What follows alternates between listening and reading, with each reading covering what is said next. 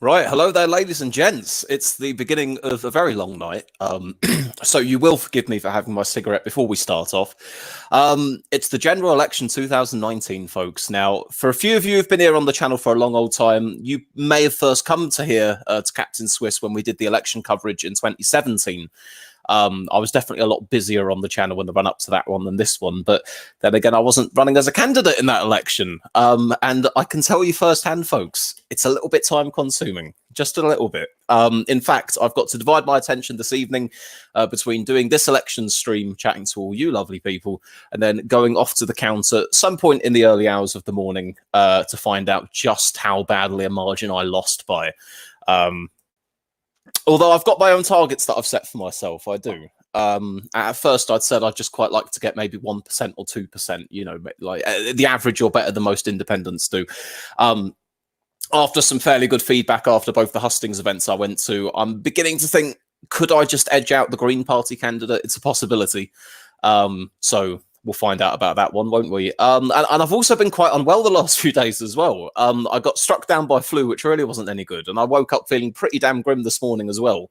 But I think I've pumped myself full of a sufficient amount of caffeine that as long as I just keep topping myself up for the next 6 to 8 to 10 to 12 hours, however long this takes, then I'll probably be all right then.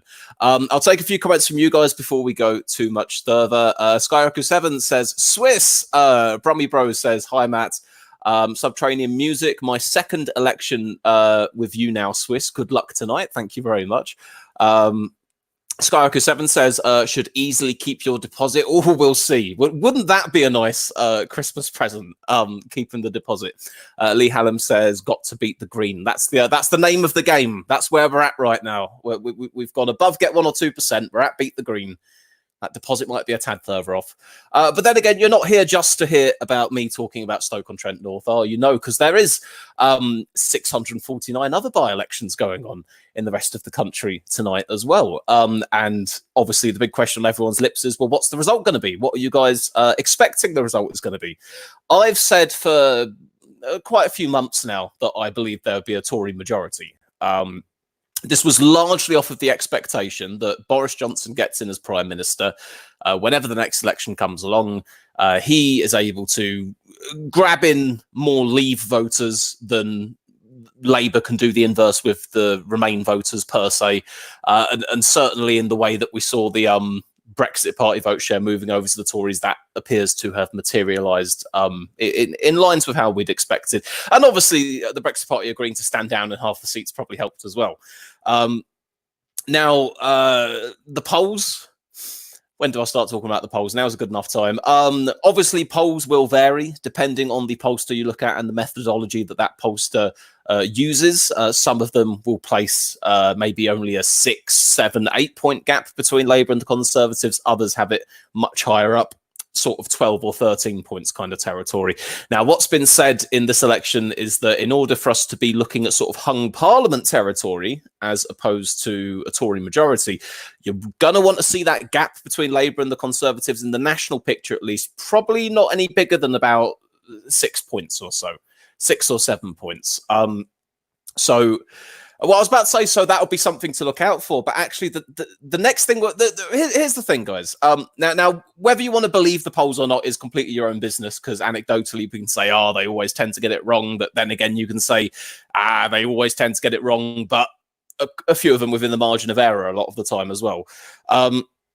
I used them for my predictions for the 2017 election 2.5 years ago, and I didn't end up being too far off. I got quite close with the Labour and Conservative number of seats. I should have brought this up in front of me to show you. It's on the channel. You can go look it up if you're really that interested. But I wouldn't have been able to do those predictions without using the polls as a guide. And it doesn't mean that I took the polls and I averaged the polls and then I went, all right, the average of the poll says this, and then plugged it into some model and did all the seats. You take what the polls are saying, and perhaps in addition, your own gut instinct about whether the polls overall are right or wrong, and it's going to go a bit further this way or a bit further that way. And then you look at the seats and the past performance and how the different party votes stacked up the last few elections in that seat as well. And then you apply to it what the movement you've seen in the polls, what you think is going to happen to that seat, maybe a little bit of local colour as well, for that matter. You know, if the Lib Dems are on 12% nationally in the polls, but you're in a seat where they got 25% last time, then, you know, you're going to have to adjust, not just add on, I don't know, the 3 points they made it last time, perhaps a little bit more. So it's a tricky business trying to use the polls to predict an election, and unfortunately, I haven't had time to do it this year. I made a start on it yesterday. I always leave the stuff bloody close to the mark, don't I? I made a start on it yesterday to try and do a seat by seat analysis. I think I gave up after maybe getting through about 60 or 70 seats.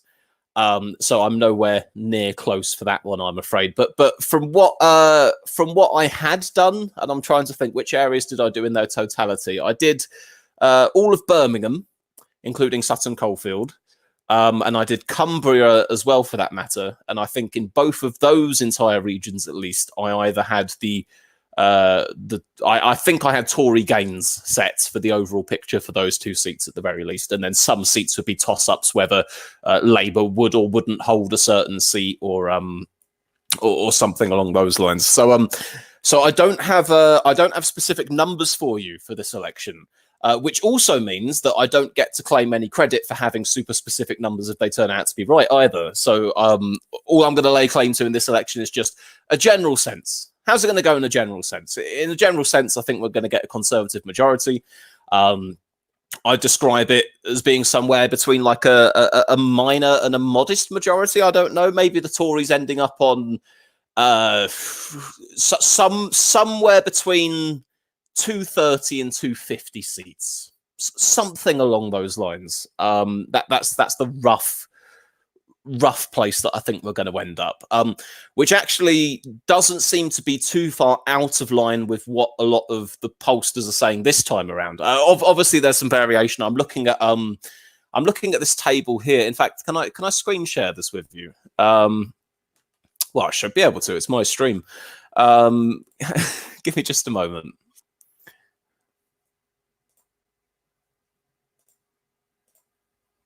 Right, okay.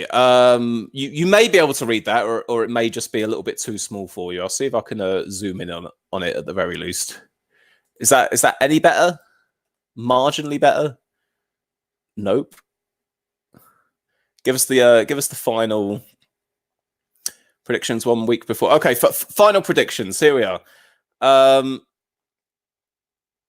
So these are the final predictions from a few election sources here, including Election Maps UK.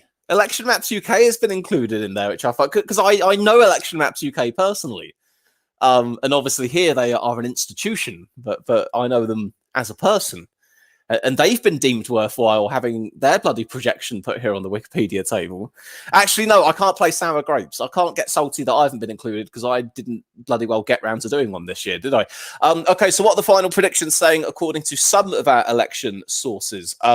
Well, we have a 28 seat majority for the Conservatives, a 52 seat majority, a 38 seat majority, a 32 seat majority. We're still waiting on Britain Elects, and a 48 seat majority. And as far as from these guys, now keep in mind this isn't like Survation, Ipsos Mori. These aren't individual pollsters per se, with the exception of YouGov. Most of these guys are like poll aggregators and political commentators like myself to a certain degree.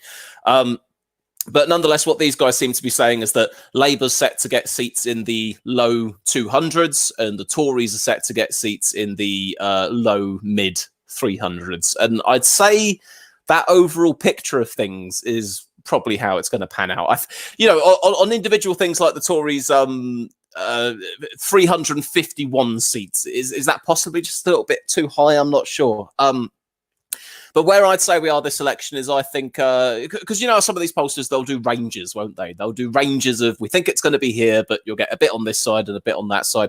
For me, I'm going to say that my range is a small Tory majority, and then on either end, you've got a surprising, much larger Tory majority, or maybe just about tiptoeing into a hung parliament territory if there's some kind of a better result for Labour or the other smaller parties in general than we may have anticipated. But to call it where I think it will go this time round, guys, we're looking at a smallish Tory majority anyway.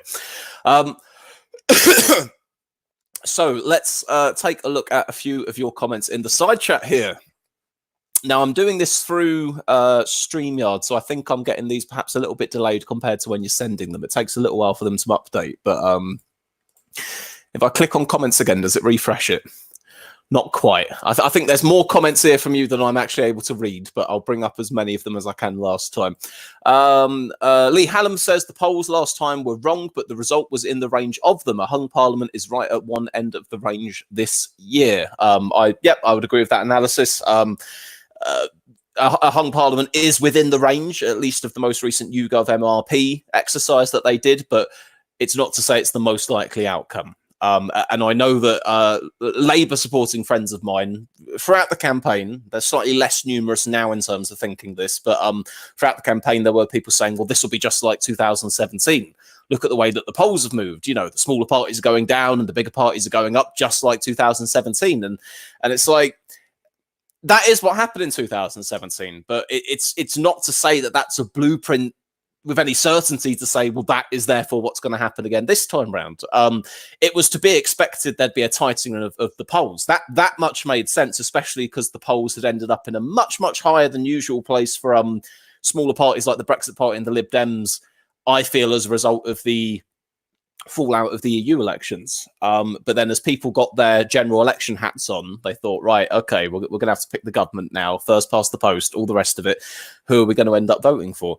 But we saw that kind of throughout the period, throughout the campaign, we saw the Tories going up, we saw Labour going up, and that went on for some time. But the gap between Labour and the Tories remained, they remained the same distance apart for most of that. I'd describe that gap as being, let's say, 10 points, just for the sake of argument, as a nice round number. It kind of stayed like that for some time. I think in the final week, we have had some polls that have indicated a tightening beyond that, perhaps. And that's why sort of in the outer range of Labour doing better than expected, there is that speak of a hung parliament. But I'm, if I had to bet money in this election on someone saying, right, the polls are saying this, do you think it will turn out to actually be Labour do better than expected or actually be the Tories do better than expected? This time round, I'm actually inclined to say the Tories. And that's different from what I'd said in 2017. In 2017, I was calling it for Labour doing far better than quite a few of the pollsters were at the time. This time round, my prediction's a bit more in line with what the pollsters are saying. But if there's any surprise, I think it will be for Team Blue, to be completely honest with you. Now, what else do we have here? Current commenter says, well done at your hustings. You came across very eloquent in your highlights. Thank you thank you very much. And of course, I picked the best highlights. The full video of the hustings is out there, by the way. I think I've retweeted it on Twitter. I'll put a link to it in the highlights showcase that I uploaded before. But someone said something like, these hustings highlights, they're just when Captain Swiss talks. So I replied and said, well, no, they're when Captain Swiss talks and he gets an applause. Them's the real highlights. Like any good politician, you need to start cherry picking the things that you say. You want those internet sound bites to send out to people, don't you? I suppose I'll admit to it at the very least.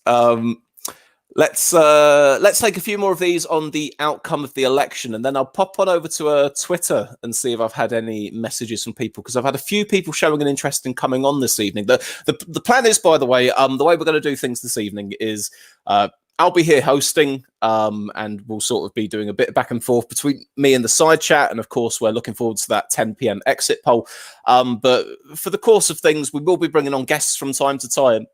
I'll sort of try and get like someone on for 5 to 10 minutes, ask them what they think's happening, how they voted, what they thought of the campaign, etc. Then we move on to somebody else. That's kind of the plan, at least. So we're going to try and do a bit of a rotating basis of getting a few people in.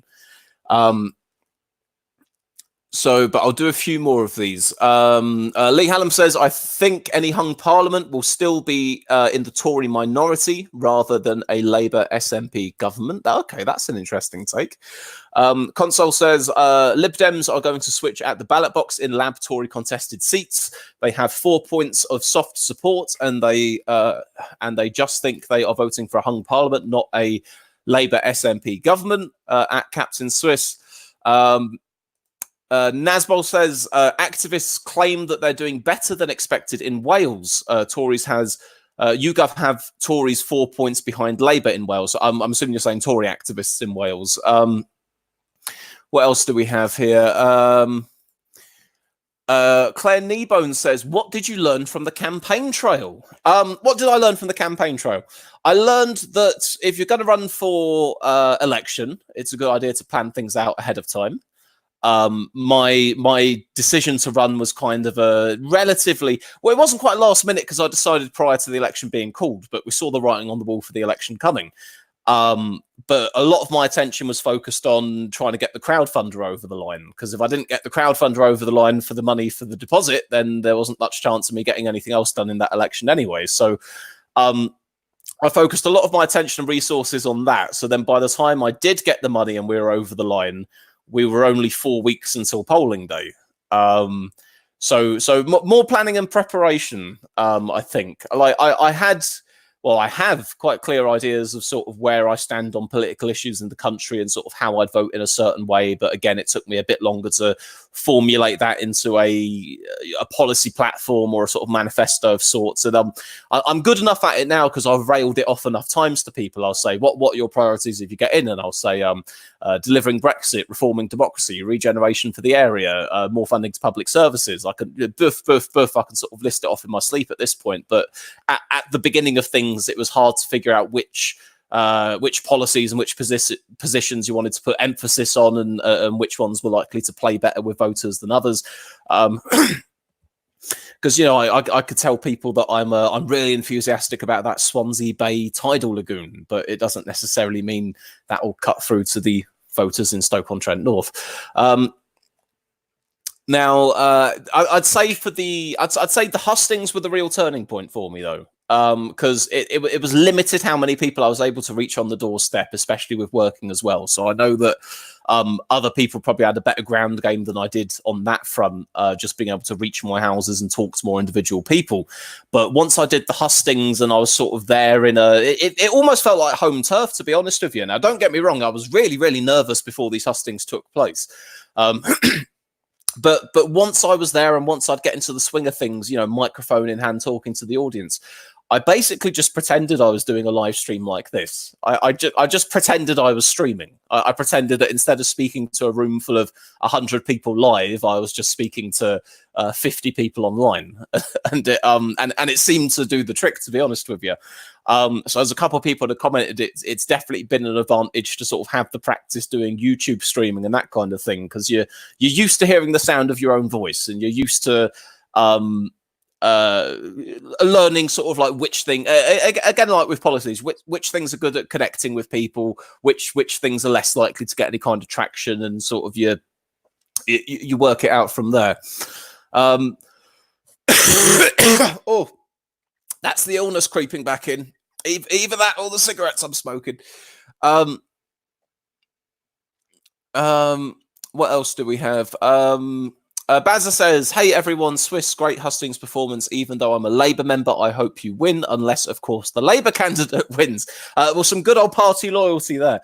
And something I am really pleased about is the response I had from sort of like well-wishers and supporters, people who know me through doing this YouTube stuff, people who follow me on Twitter, etc. But people who will say stuff like I don't agree with you on this, or I sit on the right and I don't agree with many of your left-wing economic views, or likewise, I'm a ardent Labour supporter still. I don't think you should have left the fold over Brexit, or what have you. But the response I've had, which has been really encouraging, is that people seem to want to see me succeed in this, not even necessarily on the basis of whether they agree with everything that I stand for, but because they think that I'm a good character to get into Parliament. character in terms of judgment and integrity, by the way, not as in, whoa, I'm wacky and I'm Captain Swiss. Which I took as a really good sign, because it means that the way that I've been trying to go about doing things has been the right way, and it's been paying off as well. That, you know, the idea of talking to people beyond those who just agree with you, and trying to do your best to be largely respectful to people with very different views, and try to hold those kinds of conversations and understand why people on the other side do believe the things that they do, even if you will still come to profoundly disagree with them. It's useful. And it also means that there's a pre-built-in disposition to try not to bullshit people. Because we've all watched Question Time, we've all watched BBC News, we've all watched all of the stuff with politicians, and the thing that we don't like is when we feel that we're being bullshitted. Because you'll see them with, like, you know, and having pre-prepared answers isn't the problem, because hell, I've had to pre-prepare answers for when I've been interviewed or stuff like that. So knowing what you're going to say before you say it isn't the problem, but it's sticking to a very fine script, and it's deliberately trying to weave and duck out of the slightly more difficult questions, and it's always you know, dodging a question and then hooking back with an attack on the other party that believes the other thing, or something like that. And I do think by and large people are sick of that kind of thing. And I did my best, especially during the hustings, not to sort of, you know, go, oh, I think Labour's shit on this, I think the Tories are shit on that, blah, blah, blah. Like, you know, if asked, I'd give my thoughts on the Labour manifesto, or if asked and it was relevant, I'd talk about the history, the record of the government over the last 10 years and the way that that's affected things. But I wasn't constantly trying to pivot to say, you know, attack that person. But you really saw what it was like when like at the hustings, you had like the Labour candidate and the Tory candidate going at it and trading barbs, and one of them going, that's not true, that fact check, what you said has been fact checked, and that's not our policy, actually it's this. And then another person, oh no, oh typical Labour, typical Tory, that's the reason you go for that kind of thing. So it was really interesting just to sit at the hustings, like in the middle of it all, just watching this sort of thing bouncing back and forth, and going, yeah, that's politics for you, isn't it?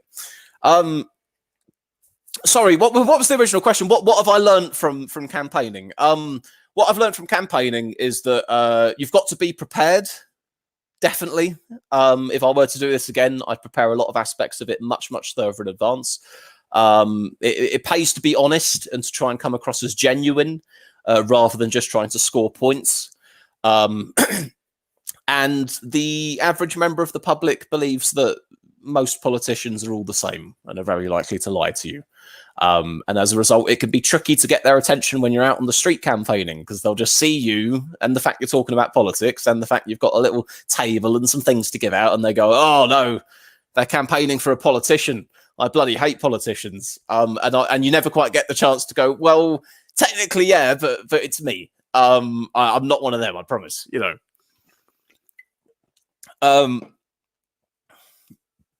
What else do we have here then? So let me just think, by the way, I've shared the final predictions of a few of the posters. So a fair few people tend to be saying we're on track for small Tory majority. Outside of that range, could be a hung parliament, could be a larger Tory majority, but that's the direction that we're in for. Nazbol says, I am an ardent neocon.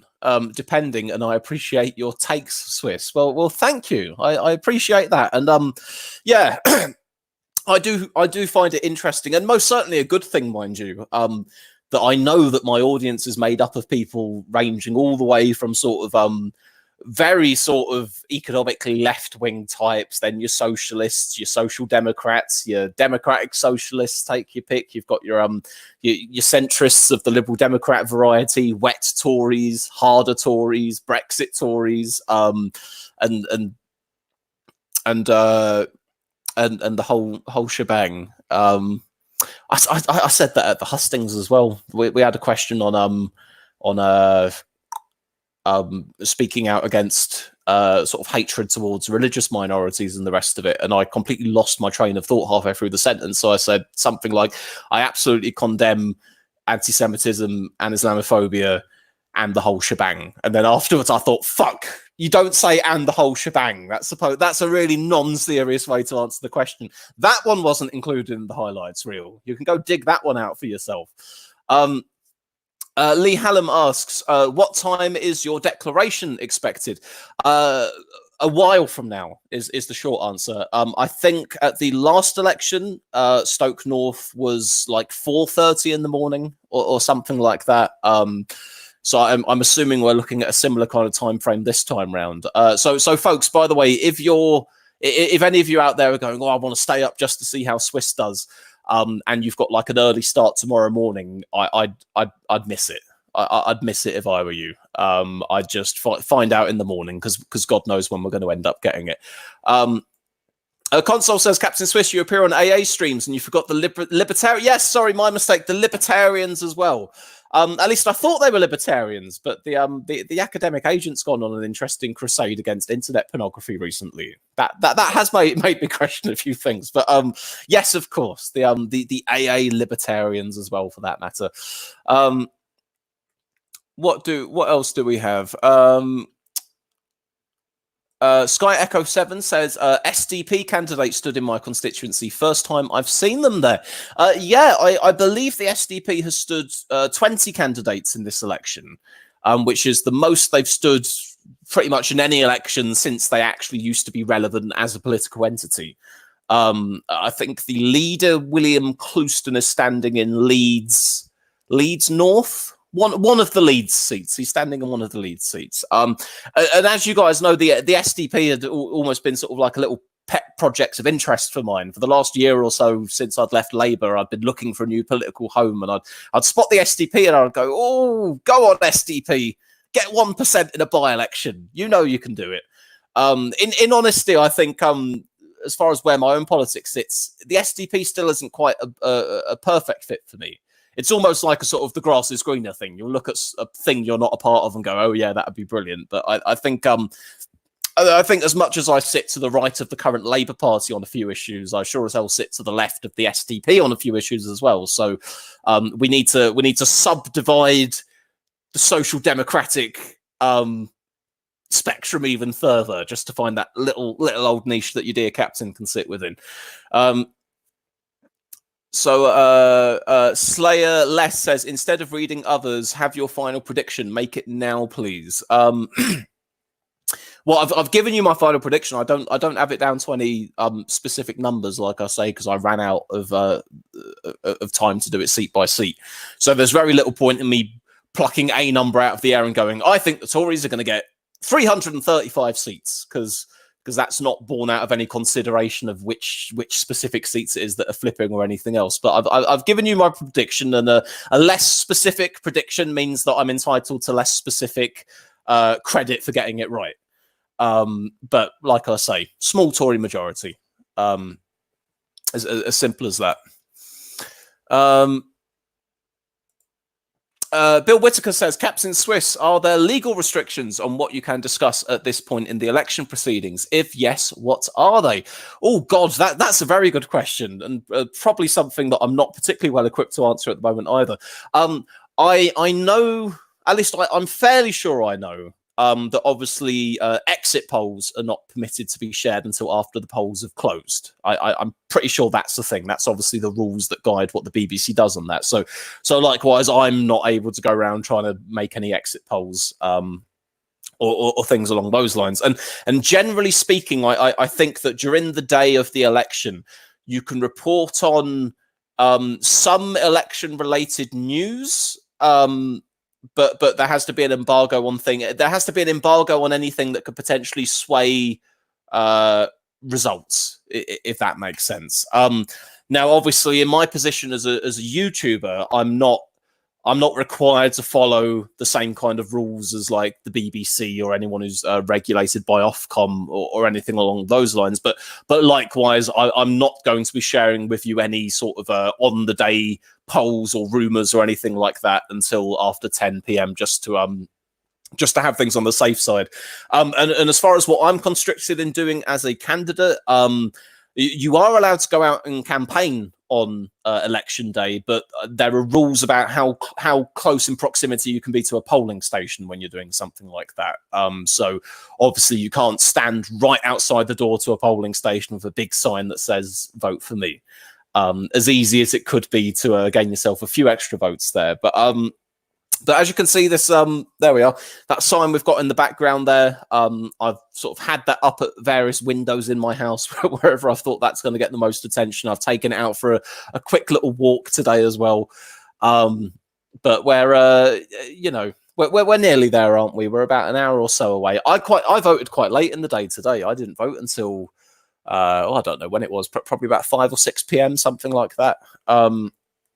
Just because, as I say, I woke up late and I was a bit unwell. Lee Hannum says, not allowed to discuss postal votes. Have you been present at any of them being opened? Right, not allowed to discuss postal votes. All right then. Well, in which case, I shall not discuss any postal votes. Thank you for that heads up there. I only had one. No, no further. Let's not even risk it. We've done very good to stay on the correct side of the law in this general election campaign. Let's not risk it in the final hour or so, shall we? But obviously, the other interesting thing is when I go down to the count later on this evening, I'm going to get to see that whole side of things in person as well, where they're going to be, doing the counts from the seats on the tables. I received an email about it, sort of where they'd be explaining sort of how it was going to be done, who you're allowed to bring with you. You can bring your election agent. I think you can bring a few sort of people from your camp to be in charge of regulating counting. I've got no friends, so I'm just bringing me. But I'm not going to be going off and doing that for a while because, like I say, if odds on, we're not going to end up getting the result in until super late this morning. Getting on to early tomorrow morning. Then I don't want to turn up at the count hours before the result's going to come out and basically just be sitting around instead of when I could be here chatting to you lot. Psych Events TV says, who was your election agent? Me. I was my election agent, which means I'm in charge of sorting out all of my receipts and finances for what was spent during the election.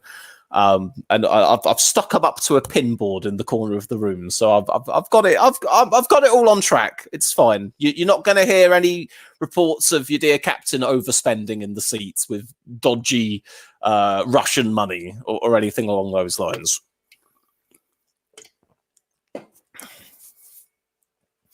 Current commenter says, what did you think about the Conservative candidate in your constituency? YouGov thinks they will win, but it's close.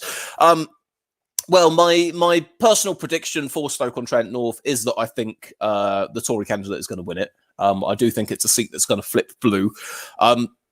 Worth noting, by the way, I believed that to be the case before I chose to run in this election, and I've continued to believe that to be the case since I've chose to run as well. And I have a feeling this is something that's going to happen regardless of, regardless of me standing for one thing. Because something that some people have been saying since I announced I was going to stand is, you're going to take the Labour votes away from Labour, let the Tory guy in, or you're going to take the Brexit votes away from the Tory and let the Labour people in, or what have you. And then there's of course the possibility that I've won over some voters who weren't going to vote in the first place at all. But yeah, I do think that Stoke North, on the balance of probability, is going to end up flipping blue. What do I think of the Tory bloke? I've only met him a couple of times, obviously at the hustings. He was a pretty personable guy. I got on fairly well with him. I mean, that said, I got on with all the candidates, but yeah, he was decent enough to chat to. Obviously, my own thoughts on like the Tory platform and the party and the policies, and even the social media conduct of most of the main candidates, it's not the thing that I would do, shall we say. Remember, I'm still in campaigning mode now. Your captain is being extra Swiss just until those polls end up closing. But the Tory candidate, I'll say this much: a good example of being able to get on with people that you disagree with politically, and the same actually goes for Ruth Smeeth for that matter as well. Although she and the Tory Jonathan, they did butt heads quite a few times at the hustings, as you'd probably imagine. But again, got on fine with her. Met her mum a couple of times. She came along to her both the hustings as well and chatted to her a bit. Yeah, all the other candidates were either friendly or at least sort of kept to themselves, but nothing too bad. Bill Whitaker says, in your personal opinion, do you think you will retain your deposit? That I'm not expecting to. No, I'm not expecting to. I'd say that, like we said earlier, if we're talking about predictions, you know, Tory majority, upper range, a big one, lower range, hung parliament. I think I'm somewhere maybe getting over 2% or something like that. This isn't on the basis of any information I've seen, by the way. This is just my own personal guesstimation. But I think I'm more likely to get about half of the threshold needed to get the deposit back. So for me, what I'm going to be looking out for in the results of this contest is basically whether or not I beat the Green Party candidate, rather than anything else. That's kind of the marker I'm looking for this time round. We've had a great one here from Goon143 who says, did any of the other candidates have a light? Have I taken too long to smoke this damn cigarette? Quite possibly.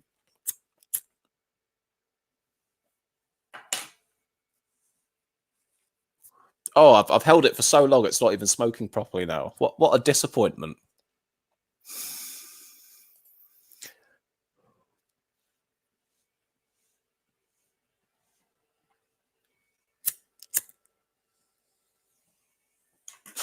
Now, I'm gonna give my inbox on Twitter a little look over and just see if anyone wants to be jumping on.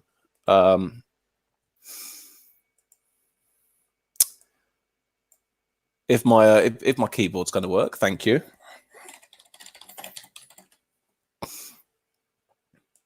What time are we coming up to? It's about 5 minutes to 9, so only an hour to go until this very exciting exit poll comes out, folks. Now, the exit poll, from my recollection at least, has been fairly accurate the last few elections. I think it was pretty accurate in 2010. I think it was pretty accurate in 2015. I think it was pretty accurate in 2017 as well.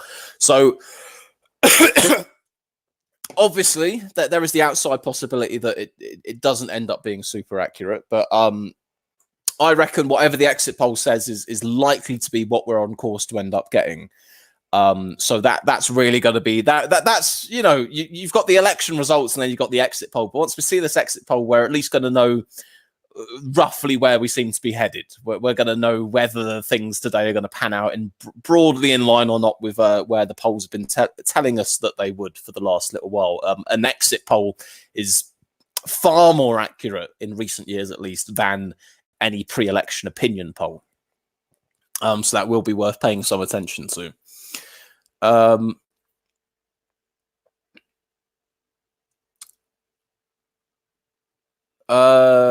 Sky Echo 7 says, "Hey Swiss, who was the guy to your left?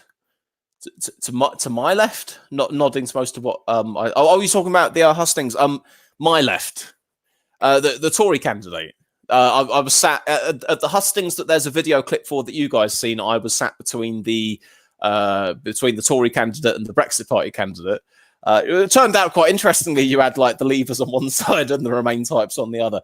But then the one I'd done before that, which wasn't live streamed or anything like that, I think I was sat next to the Lib Dem and the Tory candidate. In fact, if you go watch like the full version of the hustings before we get started, I think the mic picks me up saying something like, "We always end up sitting together," and he says, "Well, because I like you so much, Matt."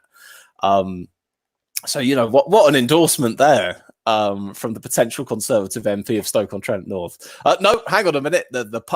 Every vote counts. There's an hour and 4 minutes left to go. Get out there and get yourself an independent voice for Stoke-on-Trent, someone who's not going to follow a party whip, who's going to speak his own mind and do things in the interest of his constituents.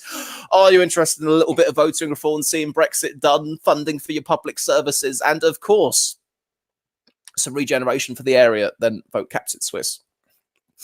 What else do we have here?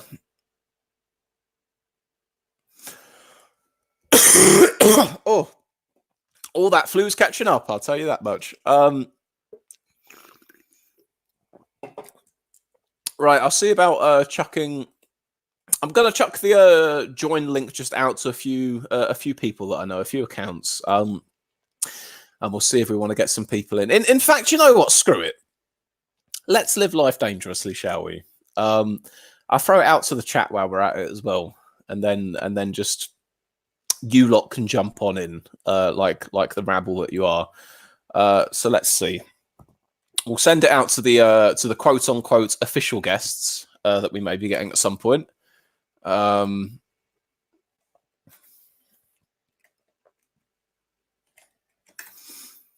then I'll stick it in the side. So then any of you lot who want to jump on can as well. Now, obviously, because we've still got the actual exit poll left to come out, and then we'll be watching the coverage. I think the plan is I'll have it a little bit more free form for the next hour or so, depending how many people come in. I'll probably end up booting all or most of you out before the actual exit poll comes along. But I've spoken to myself for about an hour or so now, so I think it's time to at least have someone else to bounce off. And there we are in the side chat as well. Shap, what's your prediction? Stroke exit poll. Smallish Tory majority. Maybe the Tories on like 340 seats or something like that. There we are, 340 seats. You can have that.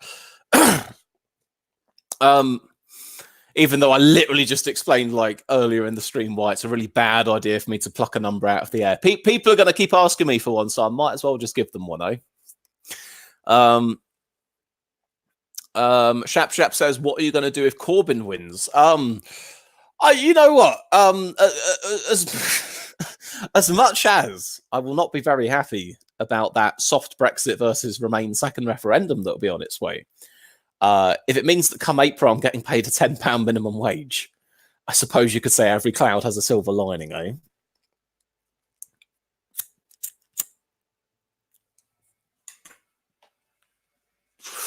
Right, and I think we have our first guest of the evening. Current commenter, hello. If he's with us. He may well not be. He is. It's a bit longer to get the headphones sorted than to find the link. Mate. So we've got an hour or so until we're actually allowed to speak freely, don't we? Yes, pretty much. Now, when we say we've got an hour or so until we speak freely, is there anything in particular that like you've seen that you're deliberately sitting on top of right now? Not really, to be honest. Other than amusement of surprising lack of effort in some constituencies compared to others, and observations of your hustings highlights that I've seen. And hello to Psycho Benz as well. It's been a long while since I've had you on. Yeah, well, you all right? Are you excited for this latest participation in democracy? Not particularly. Excellent. That's what we're here for. Is that because you're not expecting it to go your way, or you're just knackered of the whole process? No, I don't know. I do think we needed the election. It's just I think it's just going to end up as another fucking hung parliament. So it's just like, ugh. I'm going to put a couple questions from the chat to you guys, if you're interested. This one from Shap says, do you think that the Brexit Party helps Labour against the Conservatives? Personally, I think they do. Oh, wait, helps Labour against Conservatives. Yeah. No, I think it's the opposite way around. I do actually think they help the Conservatives. Because, for example, in my constituency, it's like a heavy Labour one, and they're mostly like, they wouldn't vote Conservative at all. For example, in like 2015, the Lib Dems got more votes than the Conservatives.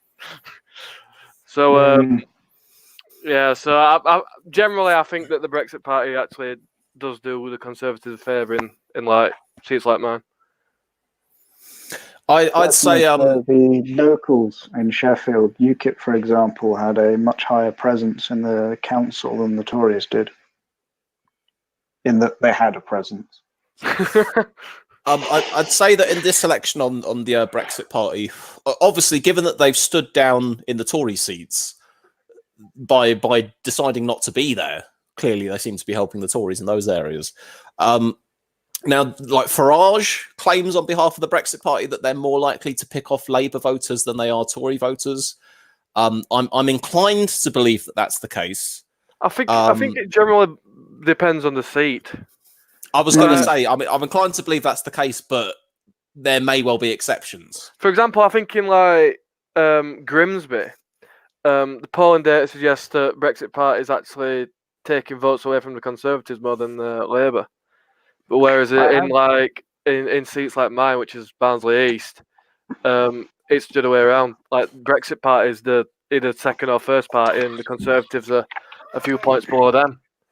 There is an interesting YouGov graph which shows visually the way they've estimated the Leave vote and the way they've estimated the Remain vote for each party changing. And it basically shows for both Remain and Leave, the Labour Party vote getting very split up. Yeah. And about a third of the quite small Tory Remainers are going to the Lib Dems. The Lib Dems are basically a third Labour Party plus their old Lib Deminess. And the Brexit Party is largely getting their votes from the Conservatives. But I think a lot of these... If you're in a Tory seat and you're very Brexit and you're inclined to go Tory, you're going to go Tory this election. Well, but I mean, where the Tories keep in mind, obviously, cause. Keep in mind, obviously, that if you're in a Tory seat in this election, there isn't even a Brexit Party candidate to vote for anymore. Yeah, that's true as well. But by the way, I don't think that they're going to get any seats. There's one or two where it's like possibly on the threshold of if the Brexit Party had a really unexpectedly good night, they could pick up one or two seats. But I'd say balance of probability, I don't think they'll get any. Was still Prime Minister, they would have been devastating for the Tories. Since Boris has taken over, that he's stolen the Brexit Party thunder. Yes. He's done a very good job of gaining back the Leave voters that the Tories lost under May. I just want to welcome Chap, who was in the side chat a little while ago and is now with us. How are you doing? Yes, I'm good. And how are you doing? Yeah, not bad, thank you, mate. Where are you joining us from today? I'm joining you from Germany here. And I watch your election here in Germany. And I think, yes, you have a problem because of Brexit, because of the European Union. Probably understatement of the year that we've got a problem because of Brexit right now. But yes, of course, and that's a problem actually also here in Germany. But you know that the because of Euro and the EU state army, I think it's a joke for me. But actually, it's we must see what's gonna happening tonight at I think 10 p.m. What's the in London. mood in Germany for an EU army? because I was under the impression that one of the reasons why German defence funding is so low is that they're quite friendly to all their neighbours, and Yes, most I of their know it. neighbours buy German weapons. So they almost see their neighbours as an extension of the German military, so don't see the point in spending a lot. Actually, I'm not supporter of the weapons, and also the Germans. They don't want to support for the NATO's. Many of the Germans here, they don't like the actually NATO. It's if you see if you interview many of the Germans here, they said that they are not fan of weapons. But if you see them like G3 or the Heckler and Koch, that's a firm of weapons here. Yes, it's and the most availability by military here. They don't want, actually, they are not fan of weapons, and I actually belongs to them. Unfortunately or fortunately, I don't know. Whereabouts in Germany are you in? Sorry? Whereabouts in Germany are you in? In you mean in which city or? Yeah, which city it is? region? Yeah, city, region.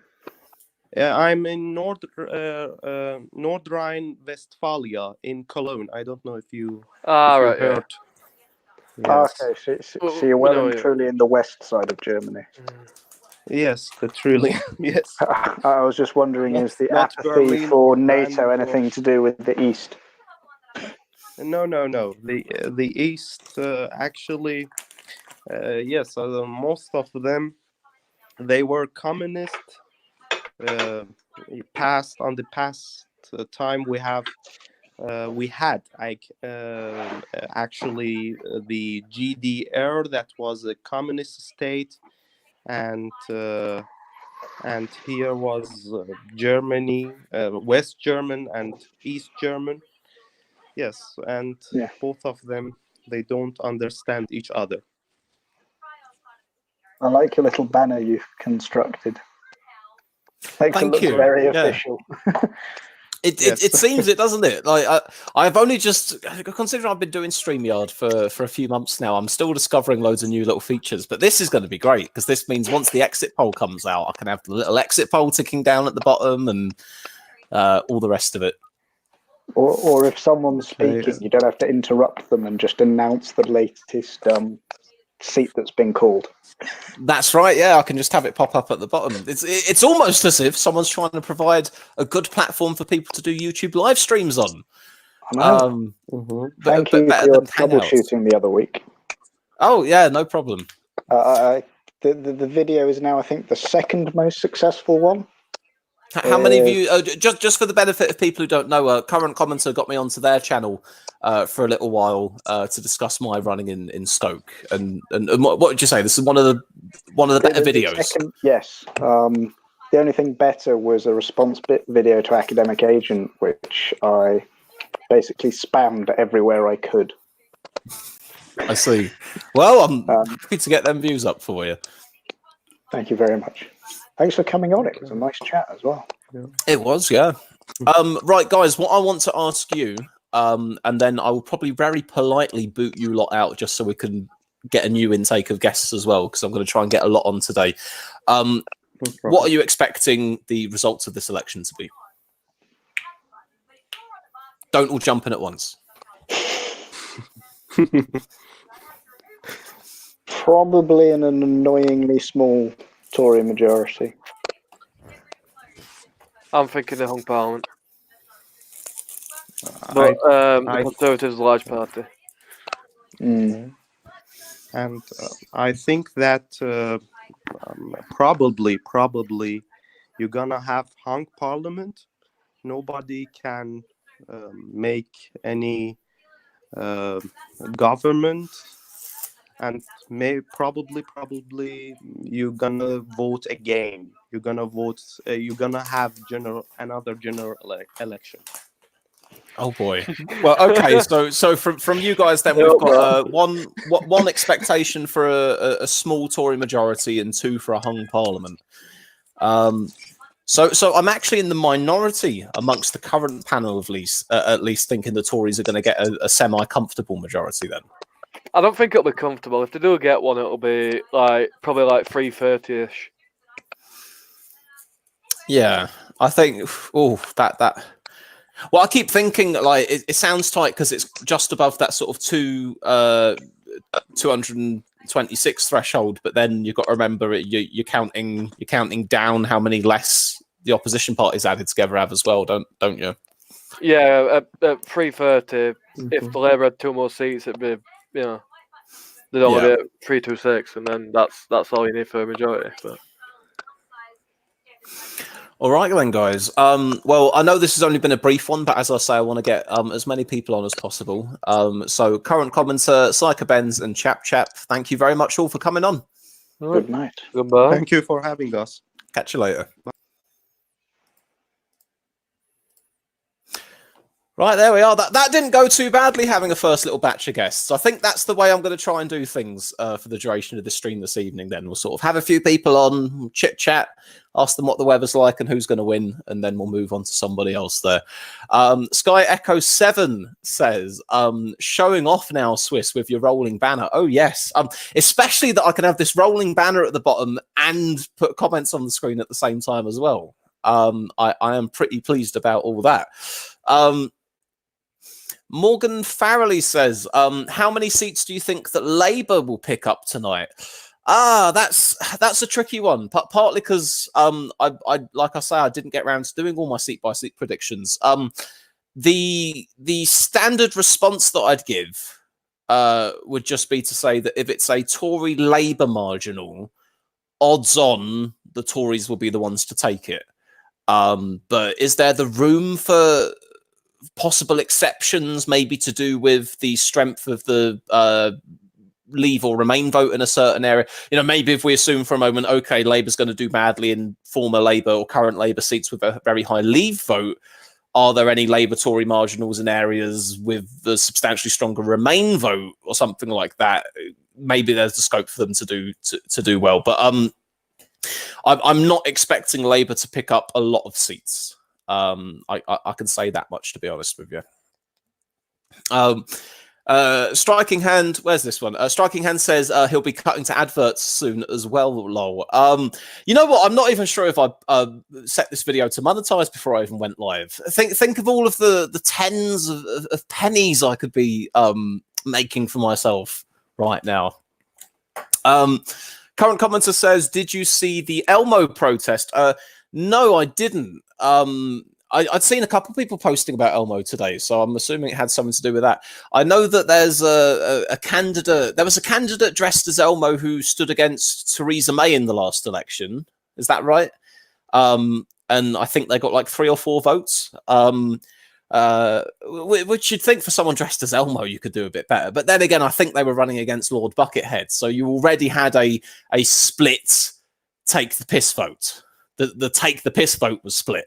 And you bloody well know you'd vote for Lord Buckethead if you were in that seat as well. So I don't know exactly what's happened with whatever this Elmo protest is. Gary Williams says, good evening, Swiss. Won't be here for very long, but just thought I'd pop in and say hi. Nice to see you. Matthew Cooper says, good luck tonight, mate. Hopefully you can come at least 3rd place. Fuck me, 3rd place. I think I'd be doing bloody cartwheels around the bloody counting hall if I came 3rd place. And I can't even do cartwheels. So that'll be something fun to see. Very ambitious prediction there. But yes, of course I shall hope for the same as well. I saw the Elmo thing on Sky News. Somebody protested Corbyn at the polling station when he tried to vote. Elmo was running against Johnson.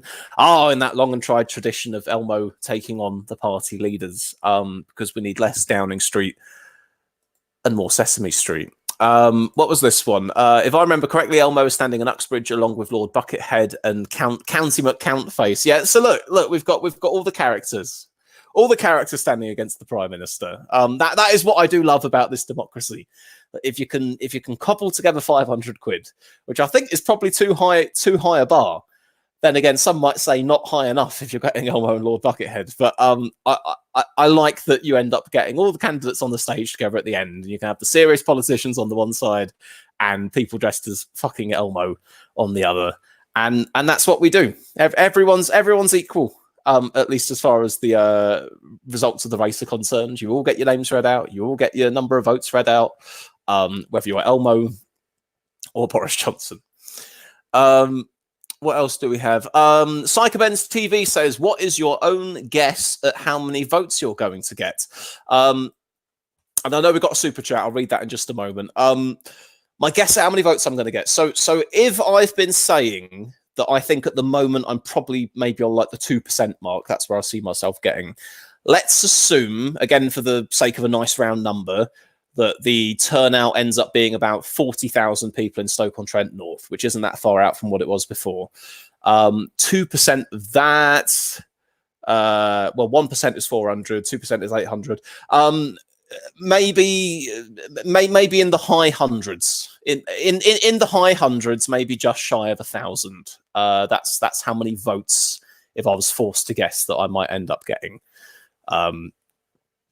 Gary Williams, who gave the super chat, says, "Best of luck, Swiss. Really rooting for you," and a nice old £5 there. So thank you very much, Gary Williams. My political soulmate somewhere out there. Me and dear old Gary tend to agree on quite an awful lot. Lee Halliver said, "Imagine the hustings with Lord Buckethead and Elmo there." If anyone's got footage of that, please tweet me, post it here in the comments. I don't really mind where. That's something that I've thought about, actually, that after doing my hustings event, at times I kind of just felt like the guy who'd wandered in. You had all the main parties there doing their normal pitches, and then I rocked up with a can of Monster, doing my whole basically just pretending I'm talking to a live streaming audience. So yeah, I definitely like to see hustings with the Joker candidates involved. There must be some clips out there somewhere. Psychoben says, also it's Count Binface, not County. It's Count Binface, not County McCountface. My mistake. I hope I haven't accidentally swayed any last-minute votes. People who were thinking about voting for County McCountface, but will not countenance a vote for Count Binface. Yay! Oh, hang on a minute. I've just moved around my box there. What did we have? So, Yace, interplanetary time Lord Jorgenstein is also running against Johnson. So a very split joke candidate vote in this election then, if we've got at least Buckethead, Elmo, Binface, if that's the same seat, and then whoever this chap is as well. I wonder if they'll be able to fit them all on the stage at the end of the count or not. That'll be an interesting one. Bad Girl Bex asks, how many votes do you think you have gleaned from people who mistook you for Brian McFadden of Westlife? I'm gonna guess a safe 0 for that one, to be honest with you. Right, let me pop back onto my old Twitters, see if I've heard anything from people. I had specific people who'd said to me in the run-up to this thing, I want to come on your election night stream. And I've sent them the link, and I'm not hearing anything from them. But there we are. Okay, we've got about 40 minutes to go until the exit poll is due to come out. So I think the plan is, folks, what I'm going to do is probably about 10:45. I'm going to look around for a feed, the BBC feed, Sky News, what have you. I mean, it'll have to be the Beeb, won't it? Well, we'll have to go to the good old BBC for our exit poll. And then at that point, we can really sink our teeth into, okay, how's this thing shaping out compared to how we thought it would? I suppose it's a good idea for a little while then for me to actually talk about the campaign and how the parties have ended up faring. Because like I say, because I've been busy, I haven't had loads of time to do that. It seems like, obviously, the Tories have gone on Get Brexit Done. And any public media appearance Johnson has made when he's been involved in any debates or anything like that, you bloody well can't stop him from getting Get Brexit Done out there as well. It's like it's the one message that they're trying to drive home, and obviously the way that they're doing it is they're trying to frame. Obviously, Labour's interest has been moving the topic of debate away from Brexit towards other issues. Because Labour arguably has a weakness on Brexit, whether it's a weakness on voters who feel a strong way, one way or the other, identifying with Labour as representing them on Brexit, or whether it's simply they didn't know if they were going to support their own deal or not, and then Corbyn turned not having a position on the deal into official Labour Party policy, which, whilst as a move, I don't really agree with. You can say, to be generous at least, well, did they shoot that fox finally then? If an avenue of attack was, you don't know if you'd back your own deal, Corbyn stands up and goes, well, I don't know and I don't want to know because I'm going to be an impartial Prime Minister. So obviously Labour wanted to move the debate over to more domestic issues. And I think in some areas they succeeded. I think they managed to get a decent bit of traction on their protecting the NHS line, the threats of what would happen under a trade deal with Donald Trump. Obviously in the final days, there was a big thing. I mean, I don't know about mainstream news because I don't watch it so much, but at least in social media circles, I saw a lot being moved around about pictures of people in hospitals on the floor or on seats and that kind of thing. And again, that's going to play very well to their message of this is the state of the NHS under the Tories over the last 9 years. The Tories focused on Brexit, and their Get Brexit Done thing. They tried to get all of the other policies in the vein of that as well. So Boris would say, "Well, of course we want to improve schools, but we can only do that once we've got Brexit done, and that's out the way, and then we'll do schools. And of course we want to improve peace and the environment and blah blah blah. But the only way to do that is to get Brexit done. Then we can move away from Brexit and move on to that." It almost feels like a variation of the old. Earlier in the decade, the line we tended to get from the Tories was, you can only have good public services with a strong economy, and you can only have a strong economy with a strong Conservative government. Don't vote for the Labour Party and risk a coalition of chaos with the SNP. Well, actually, that said, there's a line that doesn't change, does it? Because that's another talking point of this election, the possibility of, okay, Labour falls a little bit short of the mark for a majority, then they've got to work with the other parties. What do the other parties want from that? And obviously, Nicola Sturgeon has, indicated obviously she'd quite like IndyRef too. But I do think once more in the final week or so, there's been different things I've heard about whether they'd view IndyRef 2 as more important than a second EU referendum or vice versa. It's one of those things that would all be decided on, I'm sure, once the results became clear. Planoxis says 40 hospitals. Yes. Now, this is another thing, just speaking about the campaign at large. I think this has probably been some of the worst misinformation I've seen put out there in a general election campaign. And again, I'm speaking more or less just from what I've witnessed on social media, either via Facebook or Twitter. I have seen a few of I've obviously watched television interviews and debates and that, but namely it's been stuff that's been online. But just the flat out exaggerations of figures, using pretty much completely wrong figures or those that can't really be justified. I think so certainly on the Tory side, there was the 50k nurses and 40 new hospitals, which got picked apart pretty quickly because their policies for those weren't actually really in line with the reality of what they were promising. I think the hospitals thing was, well, a certain amount of them are going to be renovations or extensions. Some others are going to be seed funding for hospitals that will exist further off in the future. So it's not quite going to be 40 new ones immediately. And the same thing with the nurses. Actually, we're going to be looking to retain a certain number of nurses and then hire another number of nurses. So it's not quite going to be 50,000 new nurses. Although I think in the second head-to-head debate between Johnson and Corbyn I do actually remember Johnson addressing some of those things himself before they were actually picked up on by others. And that was interesting because it did make me think, aha, so they've been peddling these fairly bogus numbers as far as representing what their policy is on the thing. Maybe they've realized they've been called out on it, and now they're going to try and head off the criticism ahead of time by drawing attention to the fact the numbers don't quite match. Interesting. And the same thing I saw with Corbyn. Corbyn really took a leaf out of the David Cameron playbook, by the way, just on the whole producer's bit of paper from his pocket. We saw that in a couple of the debates. Jezza reaches in, he gets out a bit of paper. Is it a bit of paper that says they're going to sell the NHS to Trump? Is it a bit of paper that says that the Brexit deal is going to effectively create a customs border down the Irish Sea?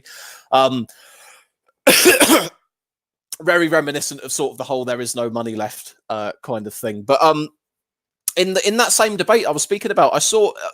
I don't know if I'm just reading too much into it or not, because I'll watch this stuff and I'll start obsessing over the smallest little points. But I was beginning to wonder whether I'd seen Corbyn alter his take. This is NHS for both the candidates as well for some reason. But I'm sure previously I'd seen in much more certain and stronger terms the Tories will sell off the NHS to Trump or stuff to that kind of effect.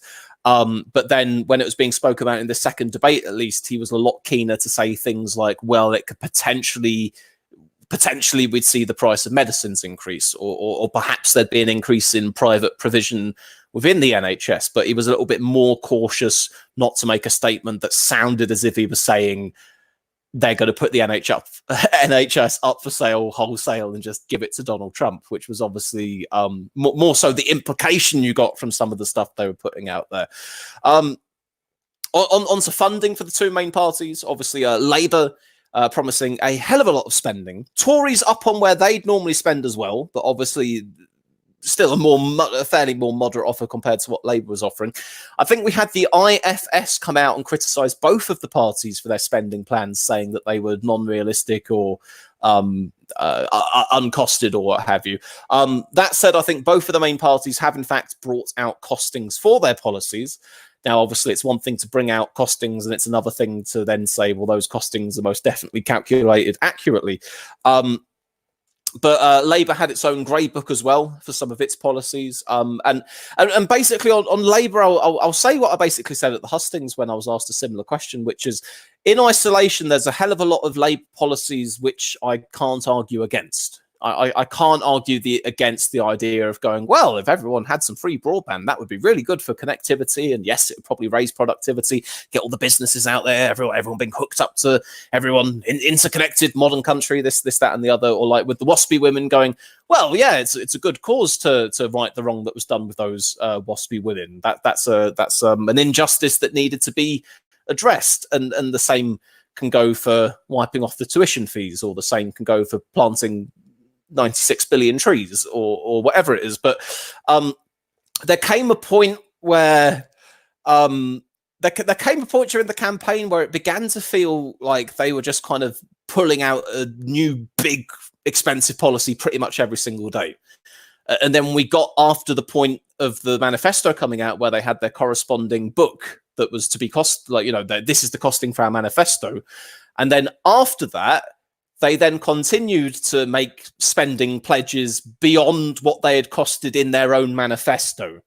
And that was the point where keep in mind, as a person who, I'm not fucking Philip Hammond. I don't believe that the books must always be balanced and it's a bad thing to ever run a deficit or anything like that. But there even comes a point where a former Corbynite such as myself has to go, are we talking magic money tree or magic money forest here? Because this certainly does seem like a lot.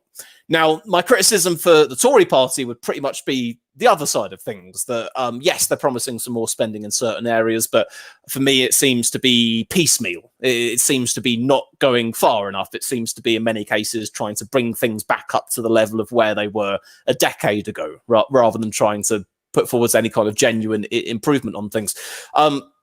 So on matters of public spending and investment, it's been a tricky one watching this election. With one party that I think is trying to do too much and another that I don't think is trying to do enough. But it made for brilliant positioning running as an independent. Getting to sit there at the hustings and going, I began to feel like taking up basically the role of the Liberal Democrat. Not specifically the Lib Dems, but as sort of like the third party one who always tries to go, well, the porridge is too hot, the porridge is too cold, but my porridge is just right. I could feel myself taking on that role increasingly through the election.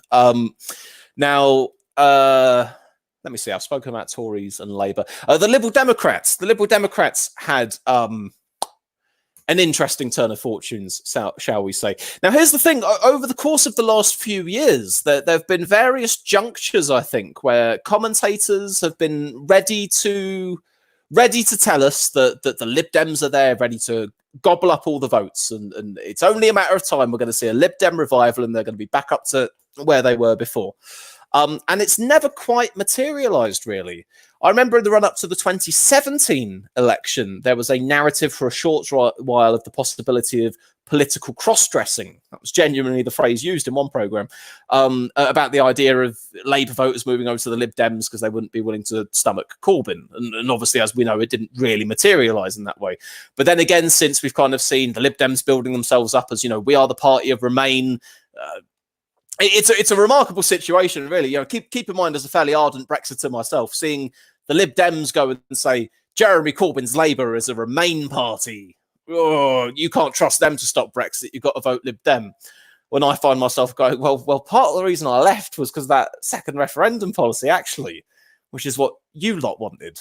But they kind of went. I've previously used the phrase "full Lib Dem" to describe going full Lib Dem when it comes to Brexit, basically just total opposition, not any recognition of the result.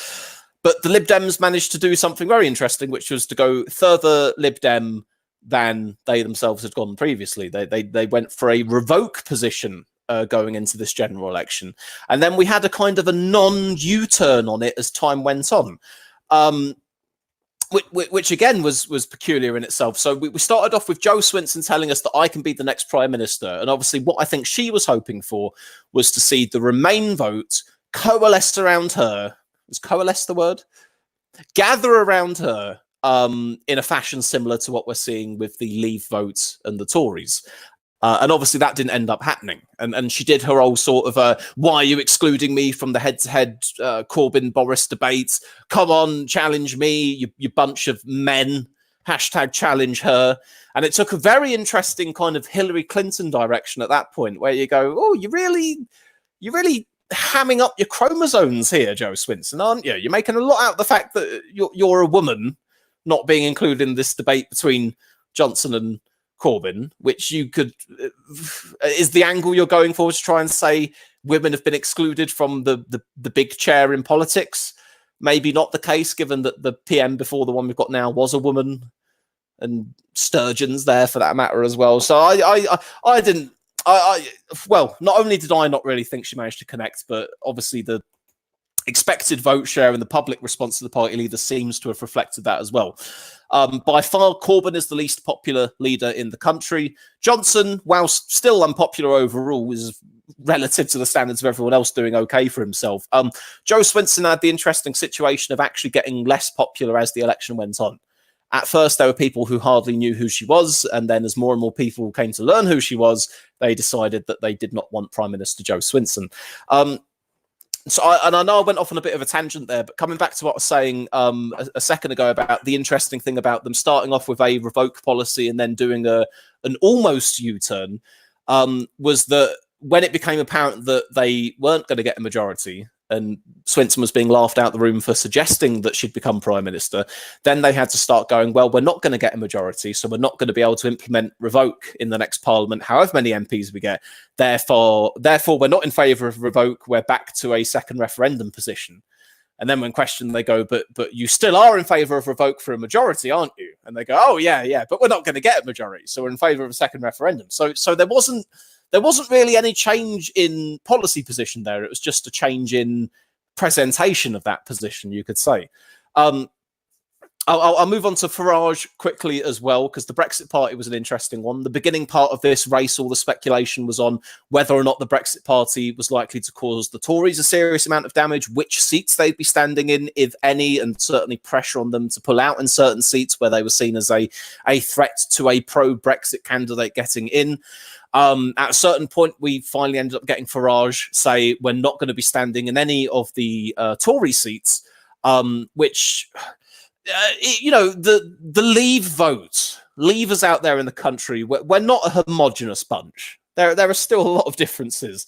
And whilst I'd argue and say a majority of Leave voters welcomed it and thought, yes, this is the sensible thing to do in order to get a majority, there were still some ardent Brexit Party supporters who saw it as a betrayal, and they were like, no, Farage, you've been telling us that Boris's Brexit is a total wash for ages, and now you're willing to get his MPs elected in order to put it through.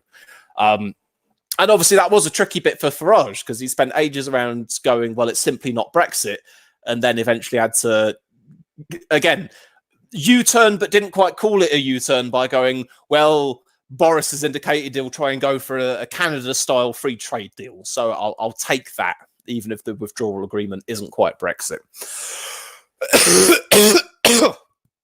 Oh, excuse me. I'm keeping one eye on the time, by the way, guys. So in about 10 minutes, I will move towards finding where the exit poll is going to be coming from.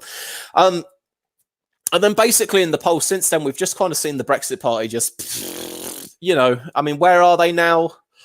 I think like 3 or 4% nationally. But given they're only standing in half the seats, on average, that's more likely to equate to about 7 or 8% in the seats they're standing in. That's a thing worth remembering, on average at least. But I'd be fairly surprised if the Brexit Party win a seat in this election. As I say, there's a couple of seats where, on a very good night for them, it could be in play. But if pushed, I'd say I don't think they're going to get there. Planoxis says that Farage's response has said that he wants to be kingmaker so he can ensure a hard Brexit. Well, all the more reason to vote for me in Stoke North, folks. You've got another 25 minutes left. Make me kingbreaker. Kingbreaker? Make me kingmaker. Let's have the hungest of all parliaments with me in the balance of power. We'll have a government of national unity. It'll be a jolly good thing. Where do I have... I'll leave the comments for a moment. I'll just try and get through the rest of the parties. So, Labour, Tories, Lib Dems, Brexit Party. The Greens, I don't really have a great deal to say about the Greens. Obviously, they'll probably be pleased that it appeared that climate change was higher up the agenda in this election, or at least it was if you're Channel 4.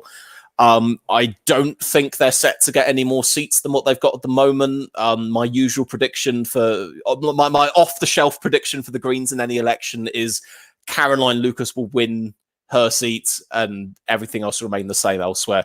And again, I think the Greens, you've had this with a few of the smaller parties, like the Greens, Plaid Cymru, the Lib Dems. They've been sort of chopping and standing down for each other in certain seats, a bit similar to the Brexit Party thing for the Tories. They've been doing their own sort of attempts at engineering a little bit of tactical voting to get the most likely left of centre anti-Brexit person getting voted in. So other than the fact that I think they're going to win one MP and they've got 2 leaders still at the moment, I don't have more to say on the Greens. The SNP, Nicola Sturgeon, I think she gave a fair performance on the sort of the interviews or the debates that she took part in, from what I saw at least, but there are a few of them that I ended up missing. I think the SNP are set to do better in this election than they did in 2017. So I think we're in line to see some SNP gains this time round. Whether or not that will bring us back up to the heights that they were at in 2015, maybe that's a little bit much. But certainly I think the SNP are set to make some gains this time round. Plaid Cymru, I'm awfully sorry. I totally didn't get around to looking at any of their seats in Wales, so I don't have a word to say on Plaid this election, I'm afraid. But perhaps someone who's been following it more closely than I have in the chat will be able to tell me. And then finally, in Northern Ireland, this was one of the very, very last areas that I got round to trying to do last night when I was still doing the seat-by-seat projections.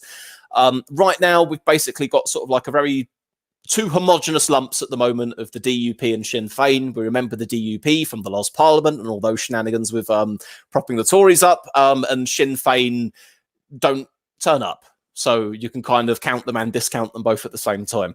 I think in Northern Ireland, and I believe there's 18 seats in Northern Ireland. I think I'm correct in saying there's 18 seats in Northern Ireland.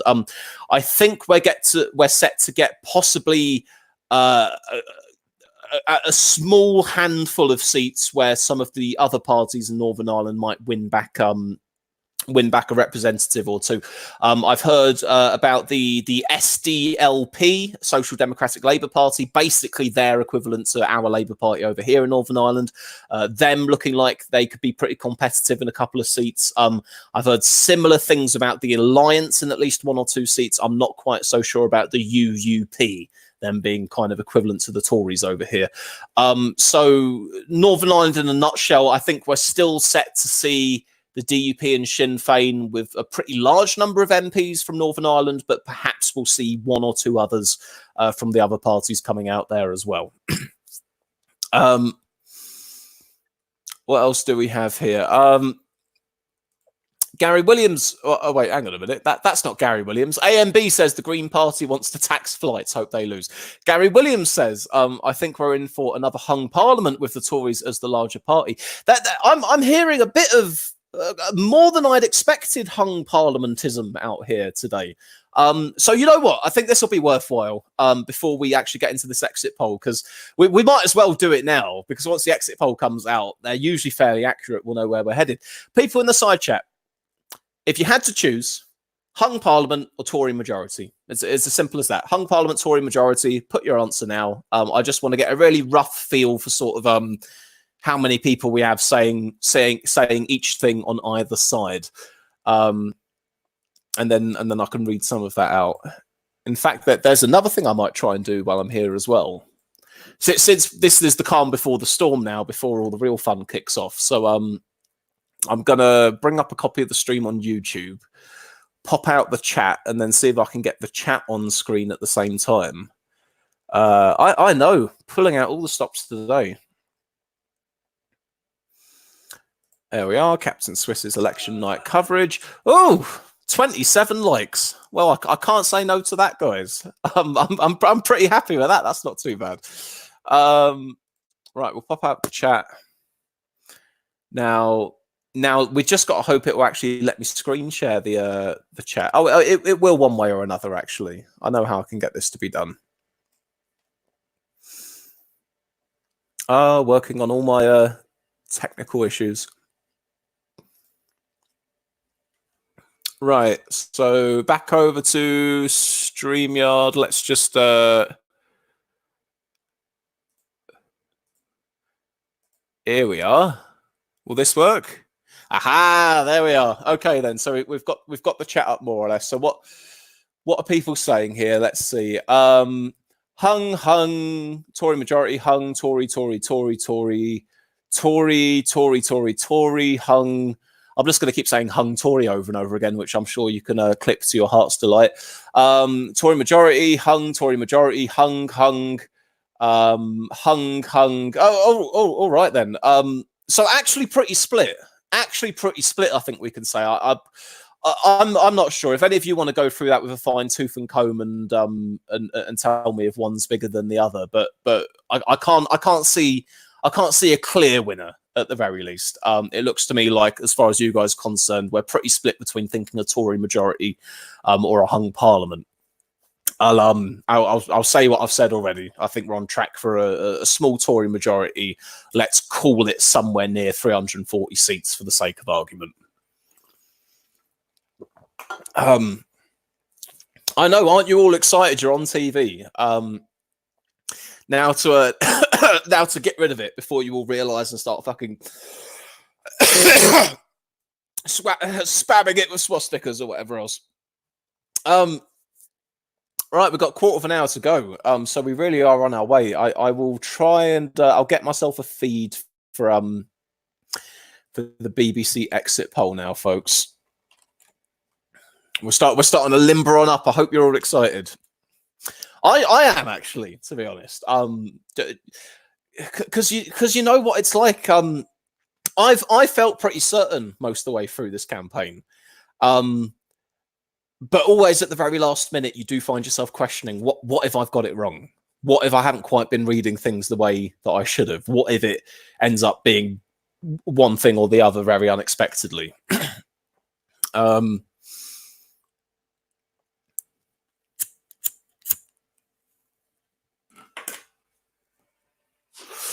I know there's still people in the chat telling me if they think it will be a Tory majority or a hung parliament. Again, I'm seeing combinations of the two here. What happens if Boris loses his seat? Oh, fuck. An absolute shitfest. I don't think he will, by the way. I'll say that. I don't think he will. I know that certain resources have been put into the seat to try and see him lose it, but I think he'll hold on to it, even if it is with a diminished majority. But just for the sake of argument, if he were to lose it, I don't know. That really could put a spanner in the works. I was asked this a while ago, and I'm still not sure if I've got the necessarily the correct answer on it. But I think the Prime Minister does need to be an MP, or at least the Prime Minister does need to be someone who sits in the cabinet. I definitely know the former is true. I don't know about the latter. I don't know if their workaround would be to try and parachute Boris instantly into a super safe seat with a by-election, or like, I don't know, put him in the House of Lords or something like that, if there's some kind of a workaround they do. Or whether they just go, oh, right, sorry, sozboz, we'll cut you loose. We'll get ourselves a new leader. But to be honest, it's probably not worth speculating on. Quite honestly, I doubt it's going to happen. There are a few names out there who could end up losing their seats, though.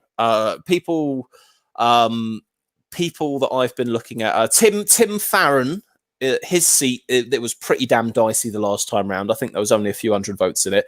That was one of the seats I did get round to projecting, actually, and I called it for a Lib Dem hold, but the possibility that it could be lost. So it could still end up being close. I know the other one's being targeted by Labour. I think it's by Labour, at least. I'm not sure. Targeted by everyone that isn't the Tories. Ian Duncan Smith's seat, Dominic Raab's seat as well. Those are sort of heads that are looking to be hunted. Another one, the possibility of the SNP taking Joe Swinson's seat as well. I don't know about that one, but that's another one that's been spoken about. So there are a few quote unquote Portillo moments we may end up getting in this election. You never know. Let's see what someone says here. Can be a party leader, not an MP, but must be an MP to be PM. Yes, all right. Yes, that's roughly what I thought was the case.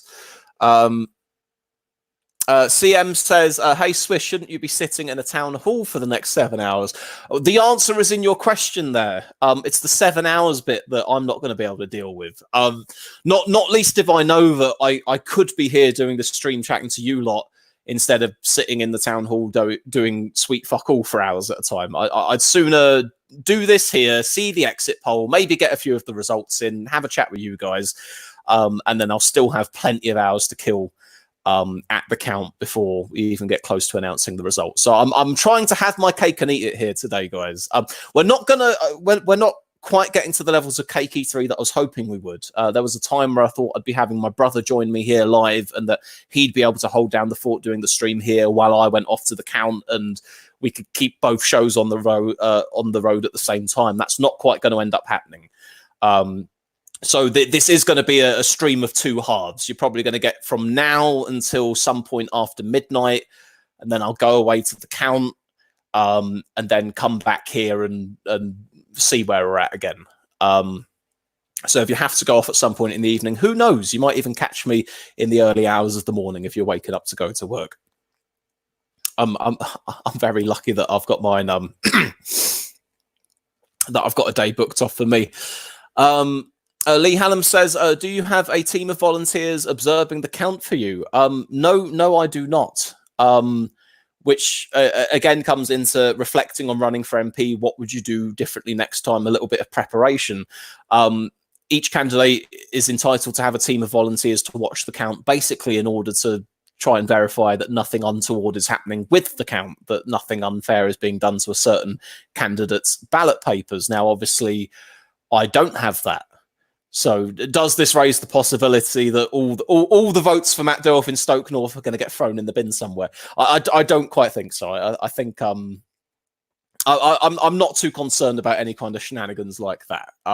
Especially as realistically here, folks, we're talking about me being in the range of whether or not I beat the Green Party candidate rather than whether I'm going to take the seat in a surprise victory. Right, I'm going to get the BBC feed lined up because we've got just about 10 minutes to go now, folks. So I want to be ready for that exit poll. And I know what's going to happen because it happens every bloody time I do this, that I try to stream it live off the website and then you lot out there get it just 20, 30 seconds quicker than me through the television or something. And then it comes popping up in the side chat before we've seen it on the screen. But that's just the way of it, unfortunately.